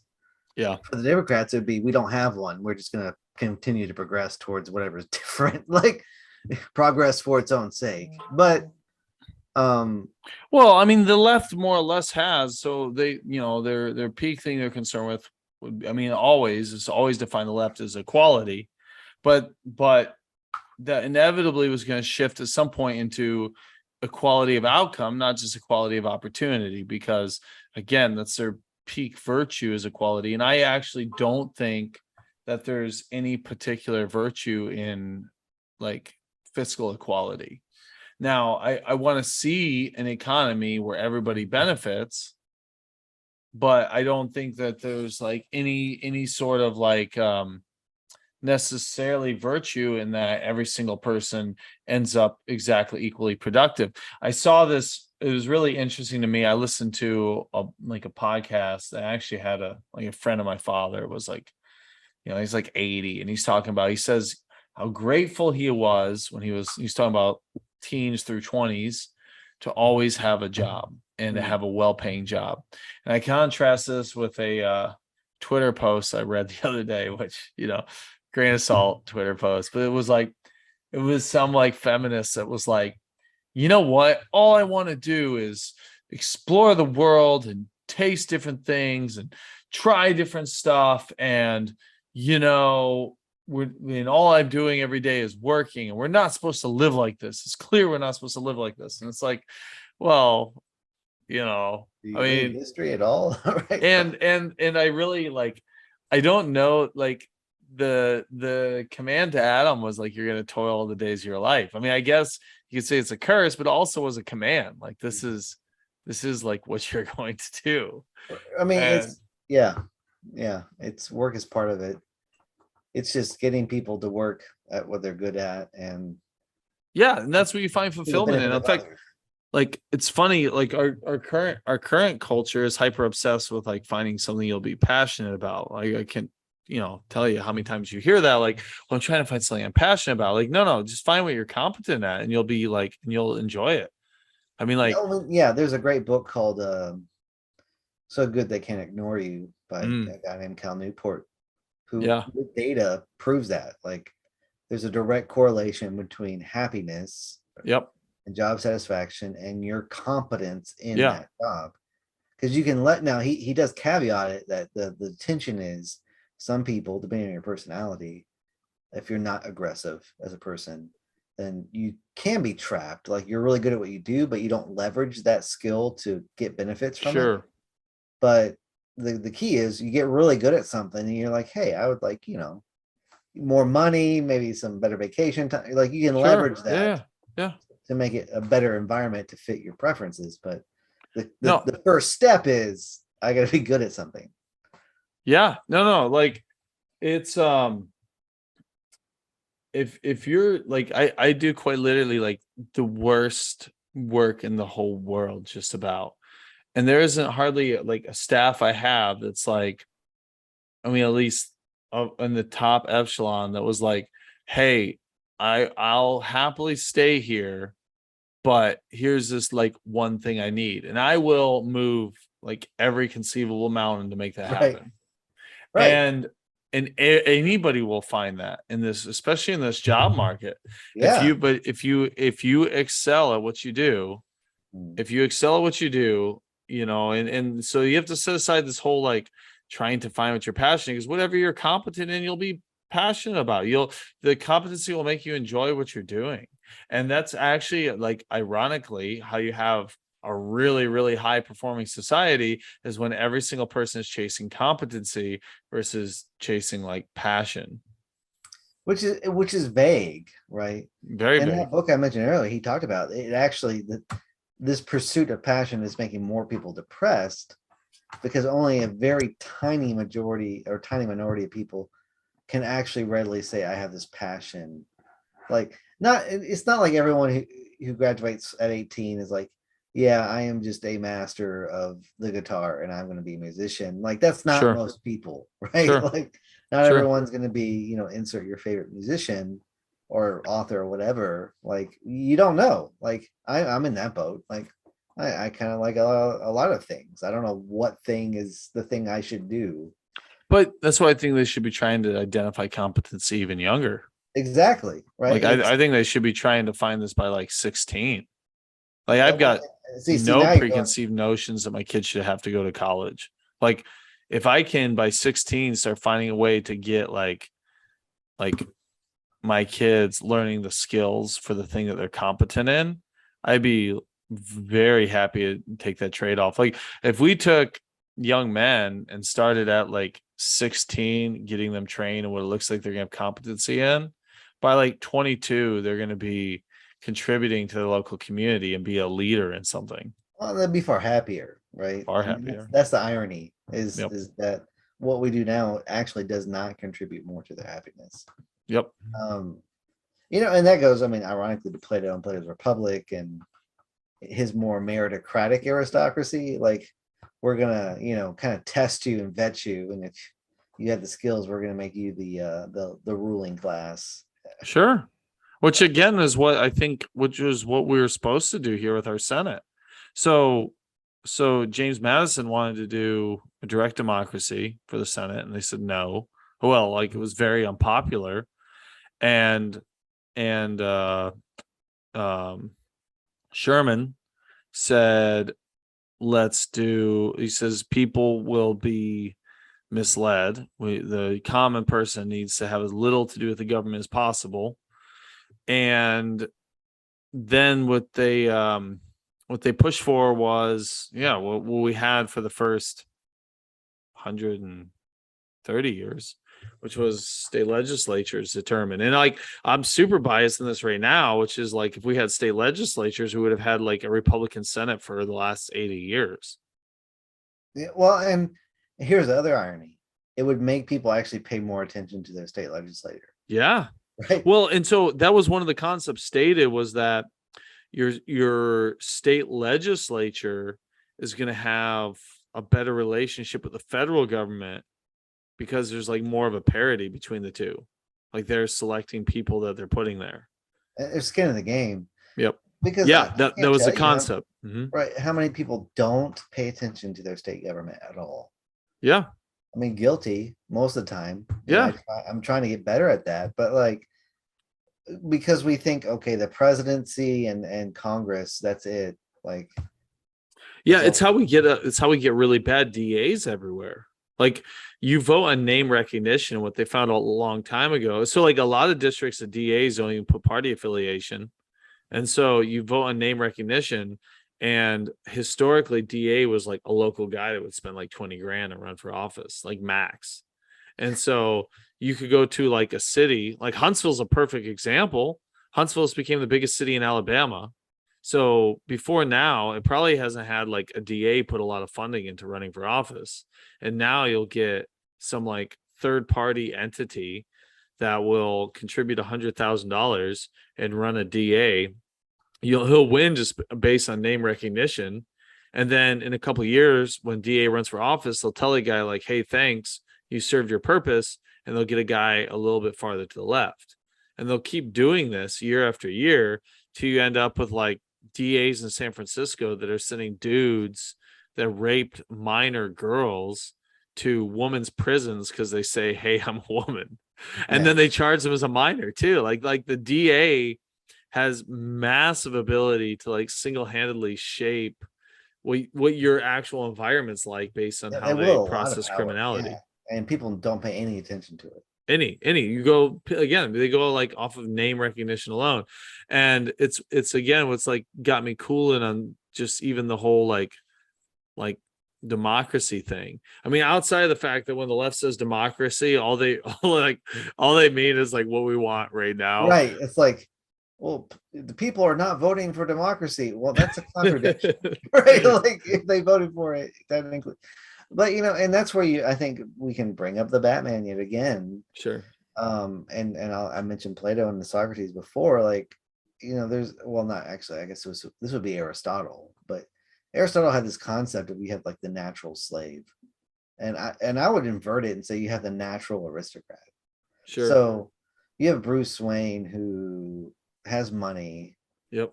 But it's not just the money. Like he had the focus to meritocratically to gain competence. Sure. To gain skills. Now, not so much in the most recent movie. I mean, in the previous iteration. High impulse control, high deferred gratification. Exactly. Yeah. And because in the previous movies, he was also savvy. He wasn't foolish when it came to his business either. Sure.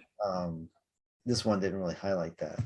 But yeah, and so he was what one could call a natural aristocrat. Like it's not just the money he inherited, like he had the inherent skills that would lead him to be a leader, to be someone who shaped things. Even though ironically, the bulk of his leadership, the bulk of his influence wound up being moving around the official aristocracy. Right? He's Sure. not actually, the DA is corrupt, so he's going to go around the DA, and he has the power. Because I mean, that's one thing I'm really trying to disabuse myself of, and those in my circle of influence, is that this idea that power is anything but power. Like the people who rule because they can kill you. Yeah. Always. Yeah. Like I don't care what form of government you under. You didn't. Yeah, they have a gun to your head always. Right. Like. And you didn't really choose it, really. Sure. Right. It's always the threat of like the people who are in charge because they're going to murder people who try to stop them. Yep. And so. Yeah, they'll tell you to go to jail, and if you don't, they'll murder you. Yeah. Right. They always have that power. I mean, I was telling my kids that I said, let's pretend America only has 100 people, and 51 voted for the leader.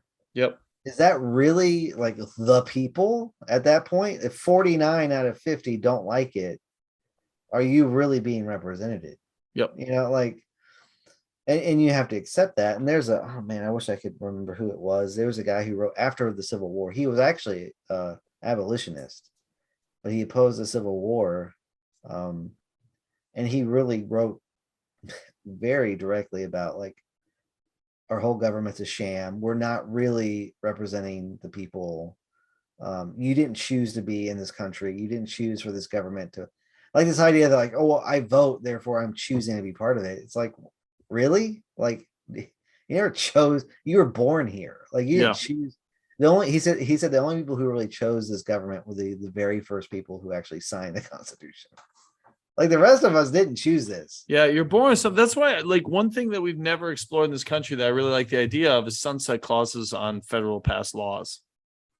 Like, if you did a 20-year sunset on every single federal law, you would have to reassess in 20 years. Now, the risk is, here's the big risk, is that your society becomes less moral in that 20-year period, right? Exactly. Like, then this is where I get back to like really wanting to entertain some of the ideas of like theonomy, where it's like we're very clearly not going to create a better law than what's been ordained by scripture. And this is where there's this unique opportunity right now with conservatism, is it's like we said, it's undefined. It's not well defined.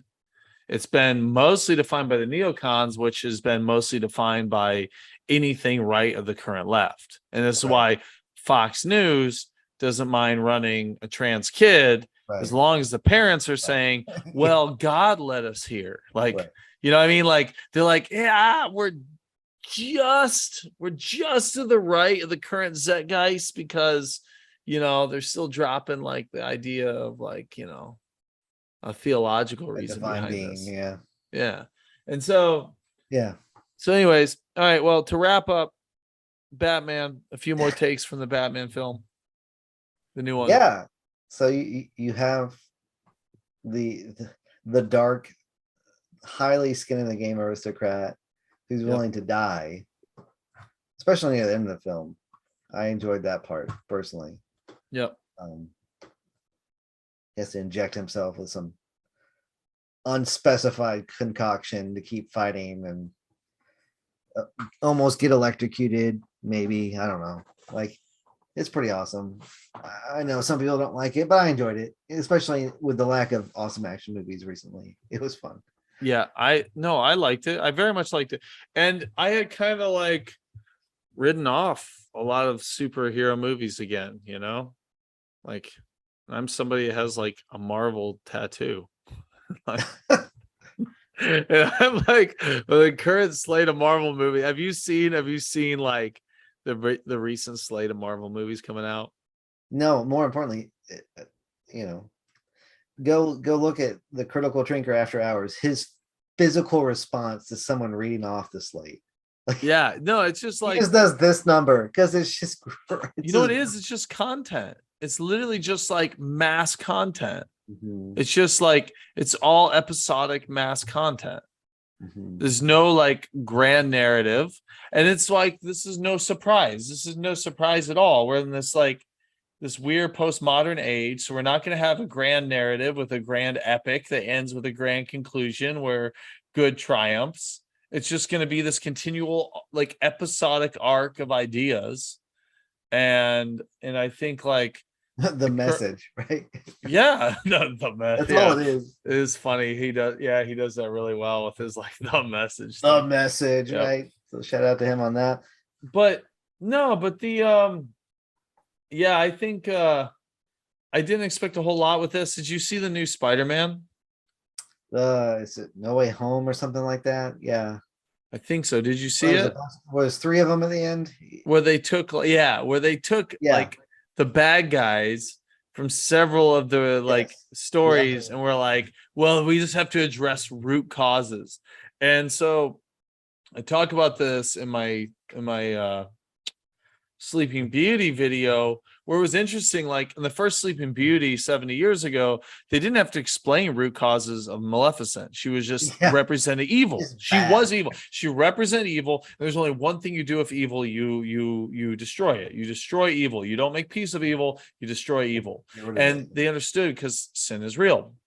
But the difference is, it's funny, like 70 years later, they're like, well, we got to make a Maleficent video to address root causes because again, there's nothing special about humanity. You don't really have a soul, and you're not in each individually authored by a creator. Instead, you're just a biological mass that's formed by whatever the environmental factors are at the time. And so like Spider-Man was peak that, right? Like, oh, here's all these bad guys that did like these unconscionable things, and if we can address like the one time that they veered off to do something bad in the past, if we can address that, oh, then we can make them have not committed sin. They will now be sinless and exonerated. And this movie was just like kind of enjoyable. It didn't take any of that. The bad guys were definitely bad. And no one's questioning the Penguin being bad or Falcone. No, they just, their faces that need to be punched. Right. No, they did pretty good with that. I liked it, you know, like bad guys have bad like body physiognomy and it was good. It was enjoyable. And I do like, I like your take on this. Like, and like I said, the one quote is really, really wrong with me, where he's like, you know, they're like, well, aren't you concerned about your family's legacy? And he's like, well, if we literally can't fix the city that we're from, then we don't deserve to have one. And I look at like our current elite class, and I don't find like a single example of that. Like Yeah. I would love to see what the president of the United States like home city is in comparison. Scranton, Oh, yeah. Pennsylvania, Well, like from when he was, they're like college age to now. Like what's even your city look like, and you're the president of the United States. exactly. And that's what I mean. I think instinctively, and I think that's why the Batman did so well, is we want, and here's the other thing we didn't bring up earlier. We want Batman. We want Yeah. the deep, like, look, dear viewers, we can't. Dan is much taller than I am. I'm a very modest sized human being. I am thankful there are tall human beings on the planet. Sure. Right? We can reach high things. Right. Well, and not just that. I mean, I went to high school with a guy who became a Green Beret. Thank God for humans that can do those things, because I can't, right? Sure.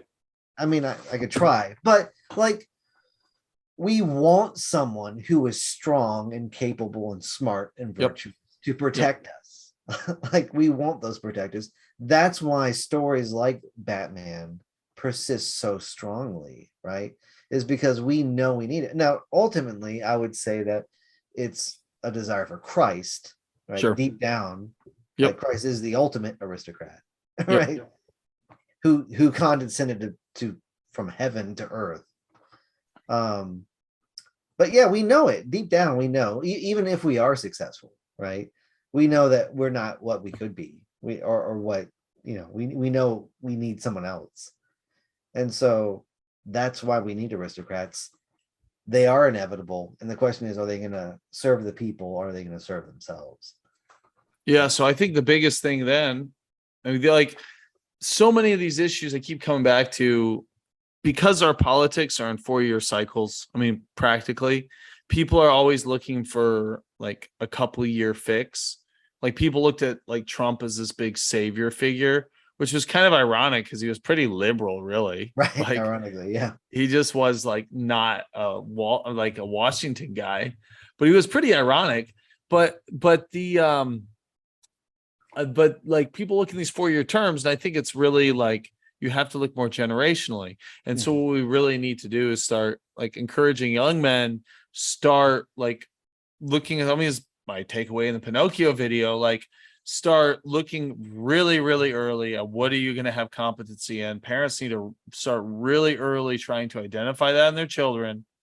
Like they're not going to become like, I understand to some aspect people kind of change, but for the most part, the things that I was good at when I was young, I'm good at now. Parents need to identify those things. You need to really, really, really impress on your children. Like you have a calling in life.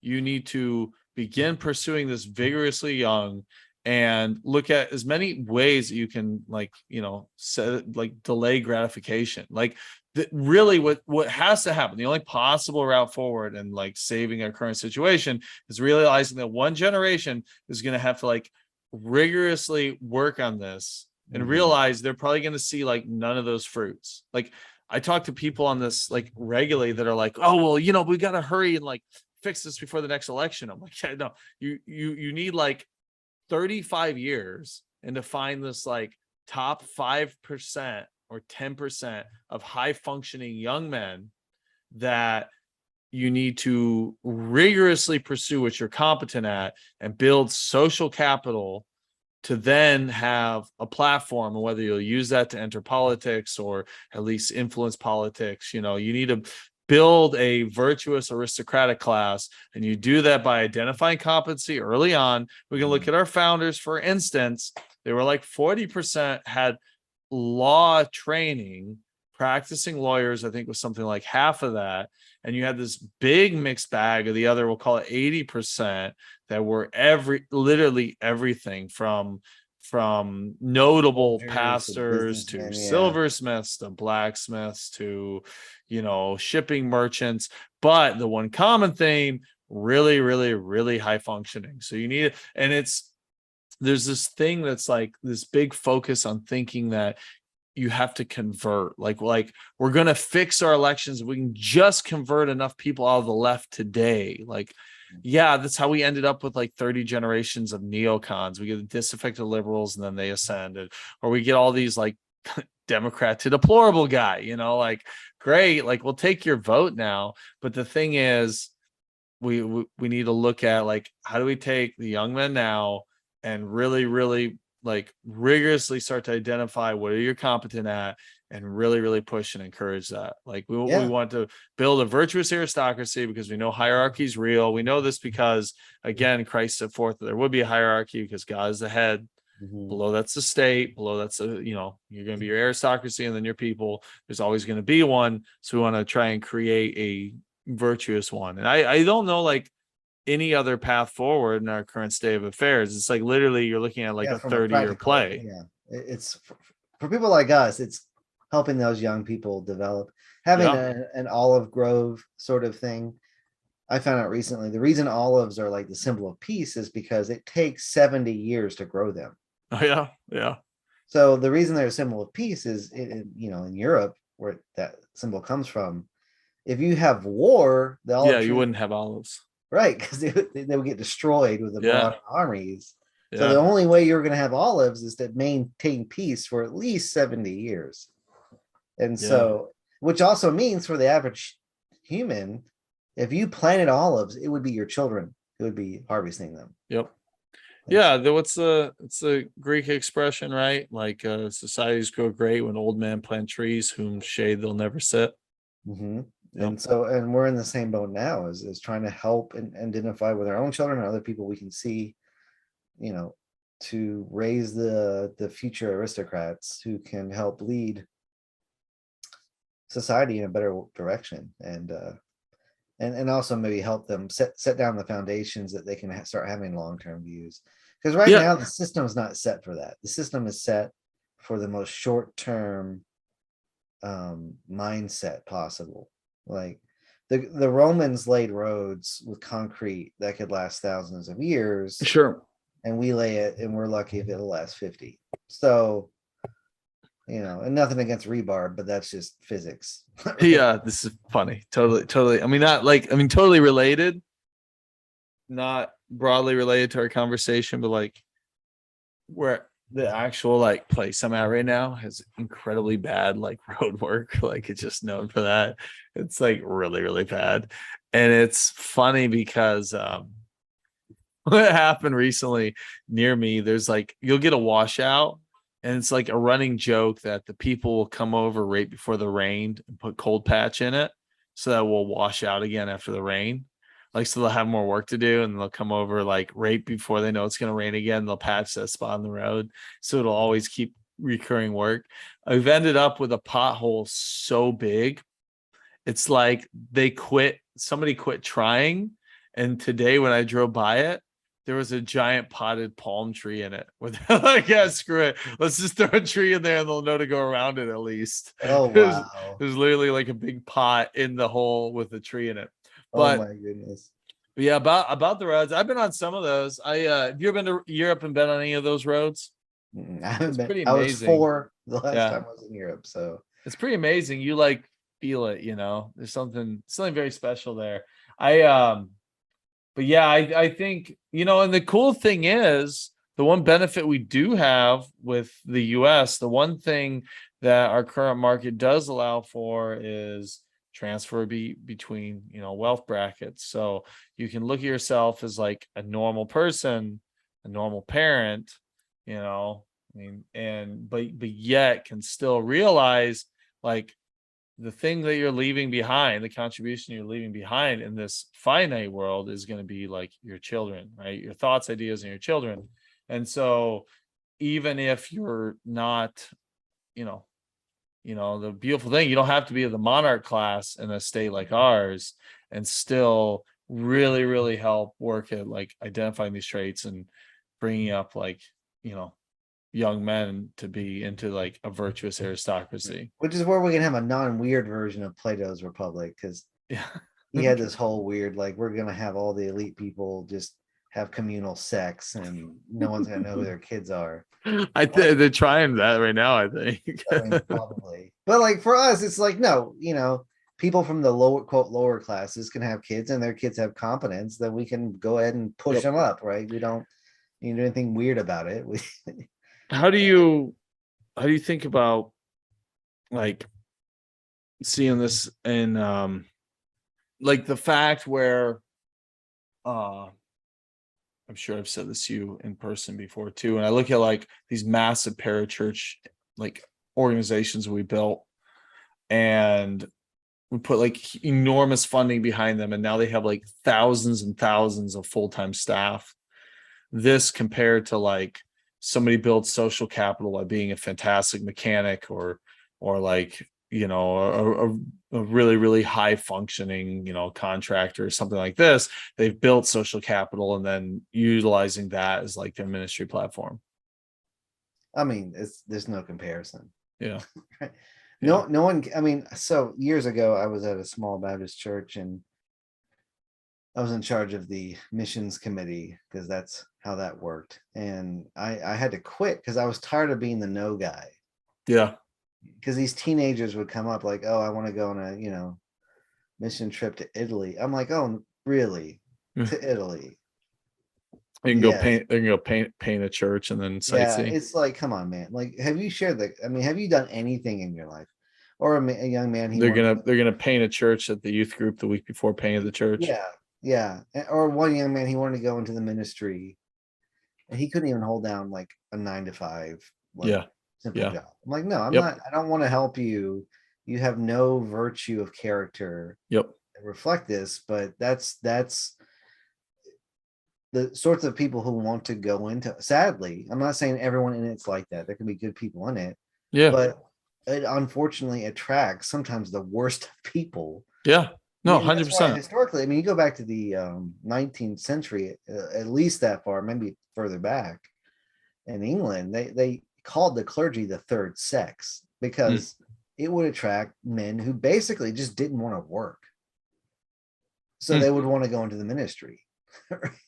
And it was a plus job to be in the Church of England back in the day. And I think the parachurch is a similar thing. It's like, you know, go say the right buzzwords and then, you know, Monday through Friday, you can just goof off.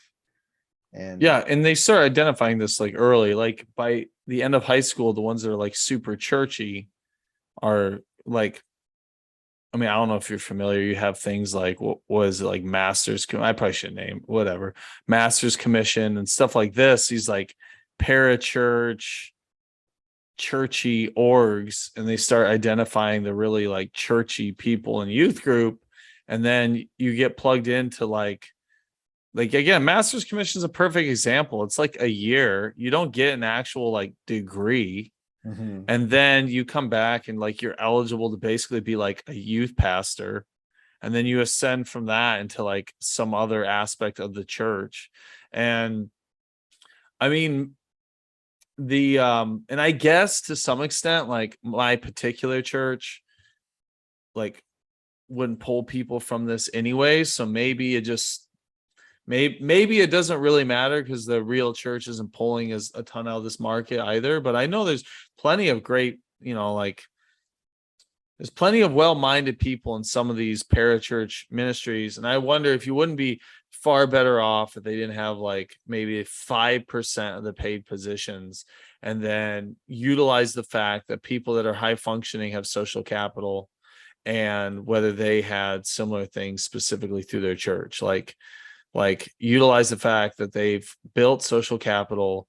Like how do we utilize that versus creating these like ministries that are, and I'll entirely agree, largely built out of people that have never been successfully able to even hold a job, much less be like a leader.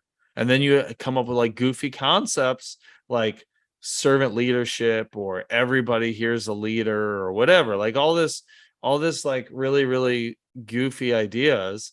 And then like a lot of them are really like peak feminist ideas. well, And then you end up I mean, with a lot like, of people that go into are already bottom of the barrel. yeah, That's why they went there, because they didn't want to actually have to struggle to improve themselves. for sure. You know, Well, and you know what's interesting? So like the church church, especially like the parachurch. I'll just harp on the parachurch here. Why not? The like the parachurch, like the interesting thing is the metric of success with a ministry is kind of like the same thing, like a metric of success with an academic. Like you can be an engineer or a mathematician or like, so I mean, somebody involved in marketing, and you can measure your success in like finite terms. The thing is, like in academia, the only like the way that you measure your success is how many people also believe your idea. And I think the parachurch, it gets even worse because you don't really count conversions. Like, no, that's not how ministry works.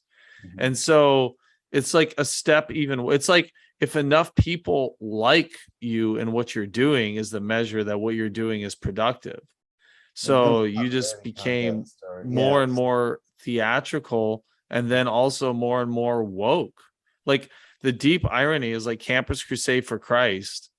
Bill Bright said he started it to combat the growth of communism on the campus. Go listen to their like every other year staff convention. Like they put on YouTube. You can watch the last one. Like it's like literally this intersectional woke nonsense. Like, Right, and it will degrade that because he did not understand that you can't divorce from the local church. yeah, Historically, like most heresies in the church historically, and I'm shooting from the hip here, and I could be wrong, but from my casual reading, they come from the mission field and they come from the seminaries.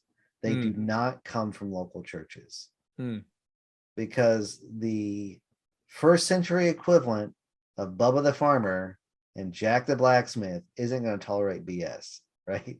He's going to punch you in the throat if you say Sure. something stupid. And so the only places these weird ideas are going to flourish is going to be far away from the local church bodies.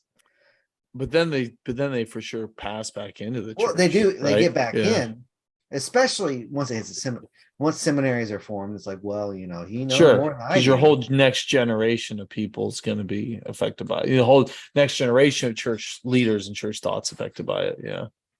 And that's why oftentimes you see, and you mentioned Aaron earlier, he came up with a concept. I mean, he's famous for his like three worlds, or the neutral, positive, negative world. Another concept I don't think he gets enough press on is that maybe because it's a weird phrasing, but he calls it hiding your power level. He talks about how people who are sort of progressive or liberal in their theology will hide their power level. They won't fully reveal exactly how far they are in their beliefs in order to kind of coast within a more conservative structure. Because they know if they were actually to state what they believe, they would be booted. So I think a peak example of this, I mean, like a for sure example of this is Tim Keller. Oh, absolutely. Like who's, I think Doug Wilson said when he was trying to describe like how Christians should view socialism, and Doug Wilson said he's trying to make this description, but he's for sure keeping a finger on the scale. Something like that. Like he's trying to like give this like the Christians should be neutral to also socialism and maybe neutral to capitalism. And like he gave this as if there's like this world of neutrality you can coast in, because ultimately we can tell you have an affinity for this one. Like Right. you want this one to take place, and in a world of neutrality, this one will take place because this one appeals to like base carnal human instincts. So we're going to drift this way if we're just neutral. So you're going to encourage neutrality because you know that you can't come out and say you quite literally are pro-socialism and pro social like equity. Right. Or, I mean, so the example that Ren gave was actually the PCA and the A track, B track concept of homosexuality. Sure. These people came out and said, well, it's okay to be homosexual as long as you're not practicing. Yeah. Well, in reality, Revoice, right? That was called Revoice, I yeah. think, right? And so the irony was within just a couple of years, they come out and like, psych, we really think it's okay. And by the way, we're Yeah. gay, right? Like, Yeah. they, Well, yeah, they because were lying about it. Like they weren't actually stating what they really believed yep. because they knew they'd be booted if they did. Yep. Yeah, they were trying to literally say that you can identify with something that isn't, I mean, that isn't part of an identity. It's like you can identify with something that's a sin and will allow that as long as you're not physically partaking in it, but you can wear the mantle of this like as an Right. And they wouldn't identity. do it with any other sin. I mean, Yeah. that whole Yeah. concept is just foolish. Yeah. It's bad metaphysics, and that's a whole other video right there. I think what was it where the Southern Baptists agreed to take critical theory as because they don't have metaphysics. as an analytical tool. Well, no, so Right. yeah, so that's exactly it. So they said we'll take it as an analytical tool, but the thing is, like, first off, it's not a system of analysis, it's a system of critique, hence it's called critical theory, not called analytical theory. It's a system of critique, and it's one directly informed by dialectical materialism. And you as a Christian live in a world based on idealism. It's not based on dialectical materialism. And critical theory is exactly dialectical materialism. So you'll never be able to like reconcile these two viewpoints.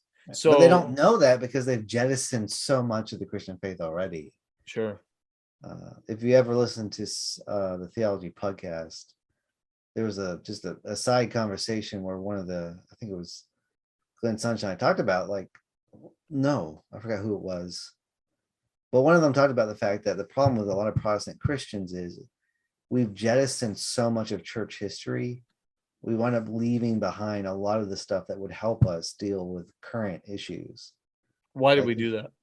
Because we, like Thomas Aquinas, I think personally, he didn't say this, so I'm riffing on my own at this point. Sure. You'll take someone like Thomas Aquinas and they'll be like, oh, well, he's a Catholic, so we shouldn't listen to him. Well, first of all, there was only the Catholic Church at that point, to be fair. It's like, oh, well, he was a syncretist because he talked about Aristotle. I'm like, did you read Aquinas? Like, for reals? Did you read Aristotle? Because if you read his commentary on Aristotle, it's way more Aquinas than it is Aristotle. Like, he is taking Aristotle and pushing him into a Christian worldview. Sure. And so, but the key thing with Aquinas is he's really thinking how to think. So you're not going to pull a fast one over Aquinas. This whole like saying that you can, identify as a sin. He's developing presuppositions. Right. Yeah. Because he understands how to think for itself. And in the modern Christians, because it's just us and our Bible. The problem is we don't even know how what's the point of having a Bible if you're illiterate? Sure. And most people are functionally illiterate. Sure. And that's what we lost when we got rid of people like Aquinas, even though I wouldn't say he's perfect. If you read a paragraph of him, you'll feel like an idiot because, quite frankly, we all are in comparison to him. Dude was a genius. But you're not, again, he understood, like, you're never going to just read a text in and of itself. You're bringing in a lot of baggage. The difference between us and him is he is trying to be honest about what his baggage is. And then you can actually examine it and like, am I really being, a Christian in the way I'm thinking about this thing? What are the things I'm bringing? And he's struggling to be as pure as possible. So when you actually get to scripture, the irony is so many people who are so, they're shaking their fists and like, oh, we just believe the Bible, are actually very much atheistic in how they read the Bible. They wouldn't like for me to say that, but it's true. Like, okay, they believe in God, but like everything they understand about scripture comes from a materialistic worldview. Yeah. So they don't know that because they never took the time to actually step back and examine how they're thinking. Yeah. So I keep coming to this with like the concepts of I think dialectical materialism was what Marx left us, right? Like we associate him entirely with communism, but like really what he left that was probably even farther reaching was just dialectical materialism. Matter emotion. And Yeah. what's up? Matter emotion. Like, yeah. Just Yeah. And so like I think Francis Schaeffer was the one that said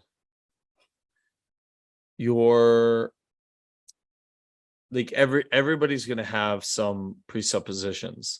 And so either you're going to just pick them up as like a child, and as you grow up, like from the world, from the secular, or a mix of, you know, your surroundings. You're going to pick up your presuppositions at which you analyze like all matter, or you're going to have those more ideally like installed or instilled upon you. And so I think you're totally right. And what like maybe a peak version of this is like heartbeat bills, where people are trying to find something in the material that also backs up their suspicion that, you know, that life is sacred, but they're trying to find somewhere that there's like a biological proof on that they can also utilize, versus just saying like, no, the conservative platform is that like life sacred, period. I mean, some states are now, fortunately, but it's like we've given out like awards to senators for being pro-life that we didn't move the needle anywhere for 40 years. And then finally now, like there's some movement, which speaking of which, we were supposed like I saw Daily Wire said they thought they were going to get an answer on Roe v. Wade today. So I'm kind of glad we didn't. I want to be back home when it happens. I bought fireworks for it. I'm going to like throw a party, but you know, it'll be interesting to see how that unfolds. so, all right. Well, so last statement. So how do we change our current aristocracy? What do we do? We raise up a new one. Yep. That's the only solution. You were the one that laid it out, and I think that's a really smart idea. Yeah. And It's if, just if a bomb. I not mean, young it's a kids. Keep an eye out on the, you know, kids in your church. yeah. Yeah, that's what that's what like men that are leaders in anything should be doing. Look in their church, like identifying kids in the church that you can start cultivating for sure. You know, don't get them to go work for like Young Life. Have them go start in the trades, something, you know. I mean, like I would say I would have been more kind to Young Life, but even they got like woke on stuff last year. I kind of like the moment you go to the no woke thing, like it doesn't matter like how much maybe I enjoyed it like 20 years ago. You kind of get no quarter anymore. So you know. Yep. We'll just have to raise up a new group of aristocrats who can lead well. Yep. And the upshot is, I think, with the incompetence of the current breed of aristocrats, you know, it's going to lead to lots of chaos, but then the new aristocrats will be like gods among men, right? So yeah, this is the one thing I do comparison. say. I'm like, I think you know, I think that's why I think it's like a 40-year thing, because you're going to have to get some control of the education system eventually. Like as much as I say abandon the public, which you need to now, like you should not have a kid in public school right now. But if the end of the day you like wave the magic wand and abolish public education, what you would see rise up is like education by Walmart or education by McDonald's. And we would rather have an education that's going to raise people that are going to make a competing venture to that, versus somebody that's just going to be a component to get plugged into that.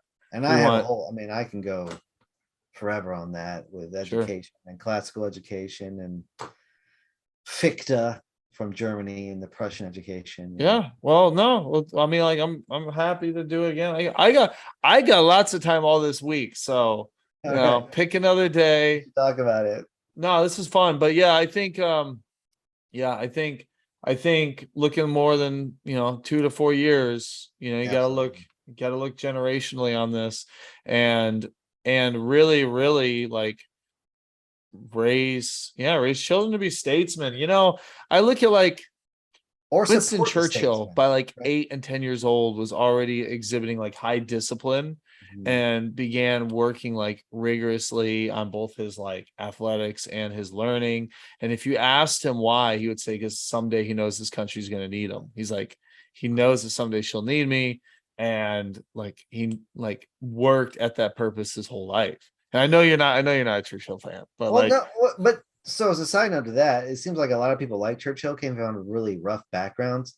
So in addition to maybe, I mean, of course, we all would want our kids to be aristocrats, but maybe the next best thing we do is to help our kids help the aristocrats. Like, sure, hey, son, you know what, buddy? I love you, but you're never gonna be sure, an aristocrat. But you know what? You'd be a great bodyguard or a yeah, great advisor or a great engineer, and you can help them yeah. build a better society. No, 100%. And again, if hierarchy is real, it Mhm, means that there's nobility in every step. We've switched nobility and dignity. So we mhm, say that like you default in whatever choice you make should be like given dignity, when mhm. instead we should be chasing nobility, and you can achieve nobility in in any status of which you are by achieving what's like the highest expectation of you in that particular status. Exactly. And so teaching children to chase that which is noble, and yeah, and pursue competence. So anyways, well, this has been fun. Yeah, let's do one talking classical education. Yeah, I love mean, it. that's like part of why I live where I live, was for like a school to send my kids. So, like I'm all about it. So cool, That's man. awesome. All right. I'll talk to you later. All right. Have a good one. Thank you. See you.